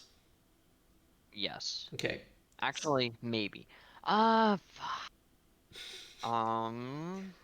Just cut lands. You don't need lands. You can cut however many lands you want. No, you can't do that. We could get rid of the Carrion Feeder maybe. So in this case, we would still have 2 sack outlets with the Wizard. Sorry? Yeah, the Carrion Feeder. What one are we? Carrion Feeder or Viscera here, so we get rid of one of the 1 mana sack outlets since they are not in the main combo line but just a Protein Hull combo line, and we can recur our sack outlets. Well, you want both of them in... Okay, hold up. I'm gonna just check the cEDH list for what he's not running. All right. And what... he is running. So because, basically, like, I think of these cards, you will need to check what he's not running. I just wrote you another message. So Shepherd, Arbor Elf, Birds, Channeler. I think we're taking Channeler and Collector Oof out, right? I think we are Yep, taking both already out. taking those out. Let's see. Deathrite. Okay, so we're taking out. Ooh, is Destiny Spinner ran? Destiny Spinner. I think we can take that out. Which one was it? Give me a second. Destiny Spinner. Was it the one that entered the battlefield with -1/-1 counters? No. Oh no, it was the one that makes you uncounterable. Yeah, but like we already have Allosaurus Shepherd, which is better. And we also added Caverns. Wait, Caverns? Souls. Cavern of Soul, yeah. So we already added that, so I don't think we need the Destiny Spinner. We can take that out. Alright. Elvish Spirit Guide. It's not ran in the cEDH list. Oh, that's surprising to me. Honestly, same. I mean, I feel like it just gives you one more mana. I mean, we do not need to copy the cEDH list 1-to-1. Maybe we should just look at what cards we are adding and just take 5 out of those. Since we are I like the Elvish Spirit Guide. Yeah, I do. I don't necessarily like the Destiny Spinner because we already have the Shepherd and now we're adding Cavernous Souls. So I think we can definitely take a lot of other uncountable stuff.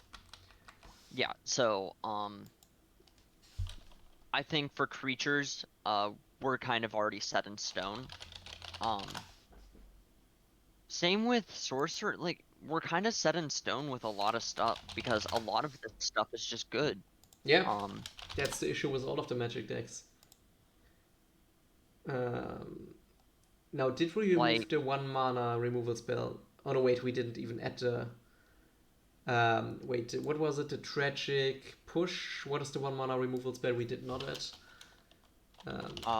It was, what was it? It was... Fatal Push. Fatal Push. Was it in the original list? It was not in the original list.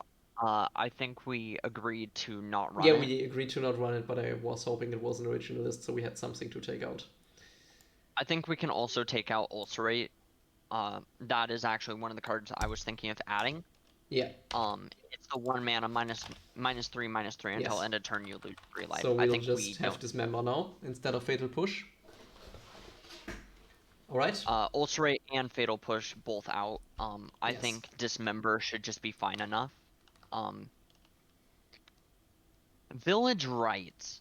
We have this on the maybe list, so I didn't even count it until now. So unless you really want to put it in, it's already cut, in my opinion. I don't think it's good enough. So maybe let me just share my screen to you. Maybe that's making it more easy. Share screen, and I want to share this one. No, you should be able to see my screen. So let's see. So we have 21 spells that we want to take in at the moment. We have 5 on the maybe, and this is also no maybe, so we probably cut this one. And we have 17 we want to take out at the moment. Rain of Filth, we can just take out for the maybe board. Yeah, so the maybe I also don't. All of the maybe board is already cut. Just ignore the maybe board. Okay. Let's see. So, Jeweled Lotus, I don't think... Let's just cut the Jeweled. Okay. I'm all in on that one, since I don't think it's actually that good of a... so we just cut it because we don't. Yeah. So we have 20... let's see. I mean, we could cut another land for the Dried Arbor if we just put it to the lands category and stay with the 29 lands instead of 30. Yeah. Okay, let's just put it to the lands category then. So in this case we are at 19 cards to add and 17 cards to remove. So we need to get rid of 2 more. 2 more. Peer into the abyss. We don't need it. Oh yeah, this one was the expensive one, right? So Yeah. expensive mana wise. Okay. It's the 7 mana Yes. ad nauseum. Heroic Intervention, do we really need it? I think we already have 2 other spells that do basically that for most of the colors. We can just take that out too, Alright. yeah. So in this case we have 17 cards to cut and 17 cards to add. Okay, now and for lands. Let's go to lands. Yeah, give me a second here. Let me just make this one easy for me.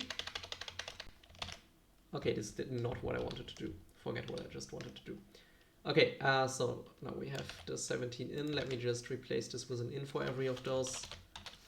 Alright, for lands. Wait, what did I just do? Okay, perfect. I will just need to delete those.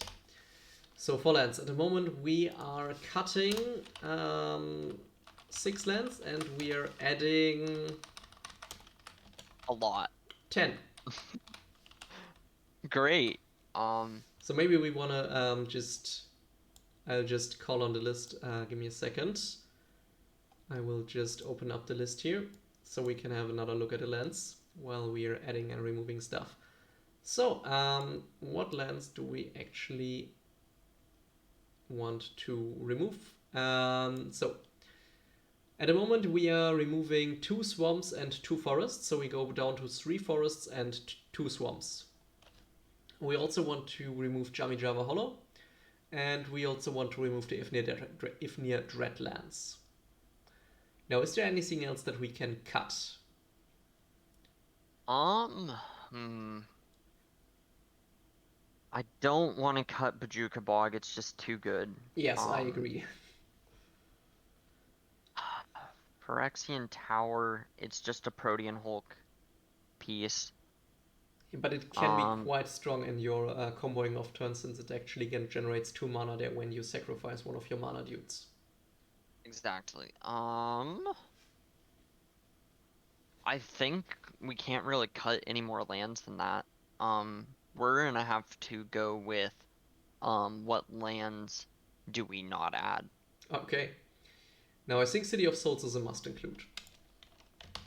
Right? Cavern of Souls, yes. Yeah, Cavern of Souls, not City of Souls. Now, it's basically I think we want Sheet Souls since it can enable our combo. I think we take out Castle Lock when. Yeah. This one is just a backup and we shouldn't be aiming for backup. Now, I really like Dryad's Arbor personally, so I would really like to put this one in. And I think we're also putting in all of the fetch lands, right? So we are all, putting in Bloodstained Mire. We have to put in Bloodstained. Yeah. So we have 3 more. I think your screen froze. My screen froze? On my end. Give me a second. So I see myself moving. So it shouldn't be. Alright, so what do we put in on the better mana lands? So I think we don't actually put in Witch's Cottage, right? Well, it is recursion. Witch Cottage. Yeah, we can get rid of witches. It's just recursion. So we need to... 1, 2, 3. Wait, is that it? Or no? Yeah, we can add 3 of those 6 lands here. So we need to cut half of them. We can add 3?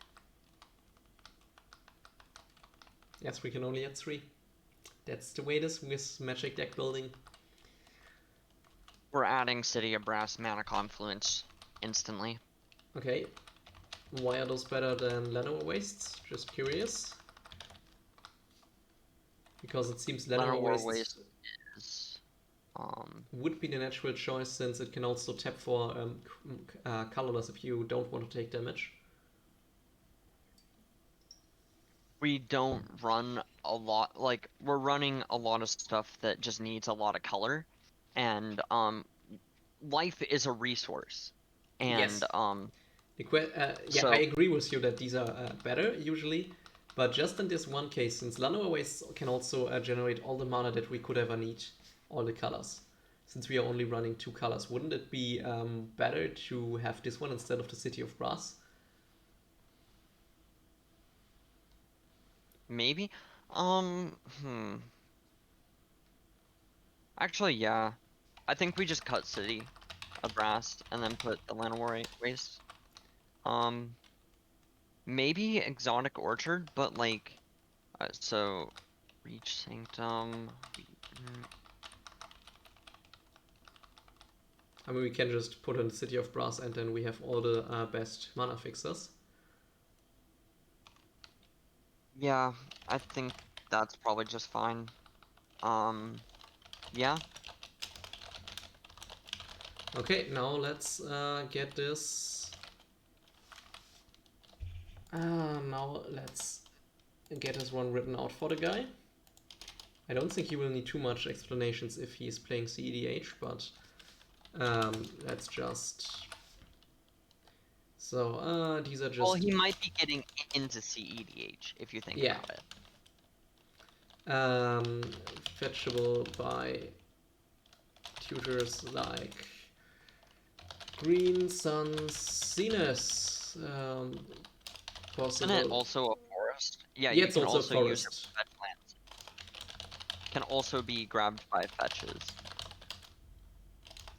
Plus creature for sec. So this one usually calls human counter protection. So this one was too slow, and Jami Java Hollow was... What was wrong with Jami Java Hollow? Just help me out again. It regened a creature when you usually don't need to regen it if you're running enough. Yeah, we also have other protection. Now for the out Scribble Nest is just not doing enough. Elscraft, most cards are already mana dorks. If you start your token producing combo, you are usually already good. Animate that. Added something better. Chain of Smog. Removed the Chain of Smog combo. Oh, damn, I just realized we have Chain of Smog in here 2 times. So, remove the chain. Wait, does that mean that we could add... We can add one more card? No, that means we need to remove 1 more card, sorry. Oh, really? Yes. Oh, God. Oh, yes. Chandler's Initiate. Why didn't we want Chandler's Initiate? Help me out here. What one was that? That was... Oh, and of course I closed the list. Oh, yeah. This one is too slow. Accident. Collector Oof hinders yourself. Eternal Witness, too slow. Nexon Zenith, added better. Lion's Eye Diamond, not helping out enough. Not enough recursion to use the mana. Wishclaw Talisman, added better, like Imperial Seal. Added better. Blood Artist. How was this not in the list? Devoted Druid, again, added better, no combo potential, and Culling Ritual, added better, added other protection. Now, for the inn. Blood Artist. Good. Just a combo piece, bro. It's just a good combo piece. Like, come on, man. Okay, so now Protein. Do we actually want to run the Body Snatcher? I'm not sure about this one since it's 4 mana. Body Snatcher. It's just the recursion, right? Yes, so I think we could just get this one. I think. Or actually. Actually? No, yeah, Necromancer's better. Choke. So yeah, just cut the Body Snatcher. Yeah, already did. So Choke takes out the blue player. Carrion Feeder. These are just sack outlet combo pieces.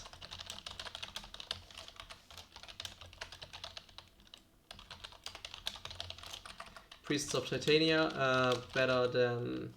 What was the guy we could just cut? The Destiny Spinner? No, the Druid. Devoted Druid. I'm pretty sure. That was yes, the... most mana dwarves Was it? are elves. Dismember, better than whatever he ran. Didn't we cut some? Did we cut? What did he run? We cut, Squirrel Nest? Slaughter Pact. No, wait, not Slaughter Pact. No, we would never cut it. What did we actually cut for this one? Yogwill. Again? Yogwill? Did we cut it for that? Or Black Sun Zenith? Are we adding Toxic Deluge? Yeah, for Black Sun. So I think we didn't even remove any removal for this one. So that one is just good. Just good removal. Autumn's Veil is just great protection. Summoner's Pact, another free tutor for your winning turn. Imperial Seal, great tutor. Better. Yeah, let's call it great tutor just. Position agent poses your opponents, can give you access to counter spells or opponents' combo pieces. Fiend Artisan, what is Fiend Artisan again? It was a sack outlet that you pay X and you tutor. Another tutor, Utopia Sprawl, another mana dude. Ramp. Mana dude. Let's put this enchantment for more consistent starts. And Chains of Mephistolus, this was blue. What was this one again? Chains of... This one was against the draw, right? It is against draw, yes. It is, basically, your opponents can't draw cards without discarding a card. Yeah. Alrighty. So, I think this should be it then. So, we are cutting 16 cards, we are adding 16 cards. I think this was a very interesting discussion for the cEDH with you, and I will also upload this later so anyone in the Discord can have a look at this later. So, thank you very much for your time. And this was a very interesting insight in the EDH scene. So do you play other cEDH decks or just Haparta? What was that? Do you also play other cEDH decks or is it just Haparta? I play... so if you look at my screen, I play every single one of these lists. Give me a second, let me just pull up your screen.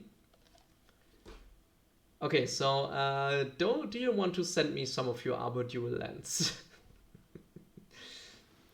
No, my main ones is I play a lot of Golos, Storm. I play Food Chain First Sliver. Oh yeah, Food Chain decks. I always wanted to get a Food Chain deck, but Food Chain was always a bit on the too expensive side for me, personally. So, yeah, if you want to, we can do this again for another cEDH deck soon. So, as I said... Is there any cEDH decks coming up in the workshop? I think there are one or two, maybe, but to be honest, mostly people who are playing cEDH don't use our workshop site. So, I will just now post the Sync to Hippo Slayer, and I think we are done with the cEDH workshop. So I hope this was interesting to the viewers. If you missed something, you will be able to catch up on it on either my stream channel for now, or I will upload it to YouTube in 2 days. Unfortunately, I may not upload it sooner because it's against the Twitch HEB. So, wait, HEB Terms of Service.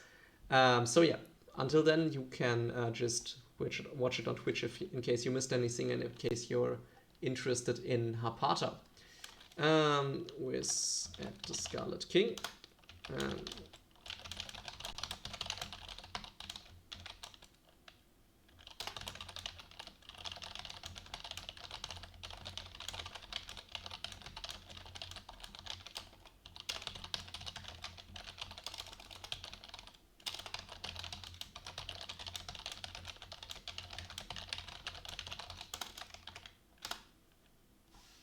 My message is too long.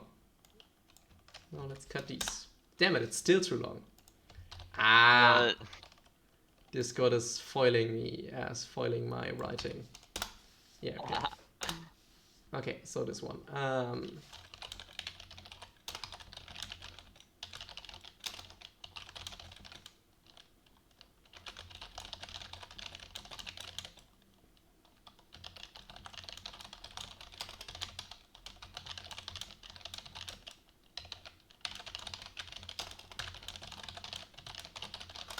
So, in case anyone here is interested in getting their own deck tuned, even if it's not cEDH, we are glad to tune them. So I'm, to be honest, more familiar with tuning non-cEDH deck. You can just join the Discord and just get your deck tuned here for free. So, as I said, Scarlet King, thanks a lot for actually explaining the world of cEDH to me, at least a bit of it, and guiding me there. And yeah, it was very interesting to me.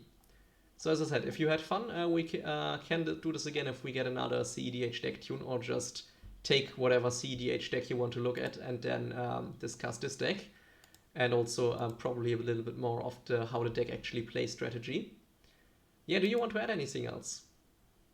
Not really. I mean, we explained pretty much everything. Yeah, we've Like, gone through in all of the depth. cards. Yeah, so I'll probably make another category on the YouTube channel to make cEDH deck explanation if you have fun doing this.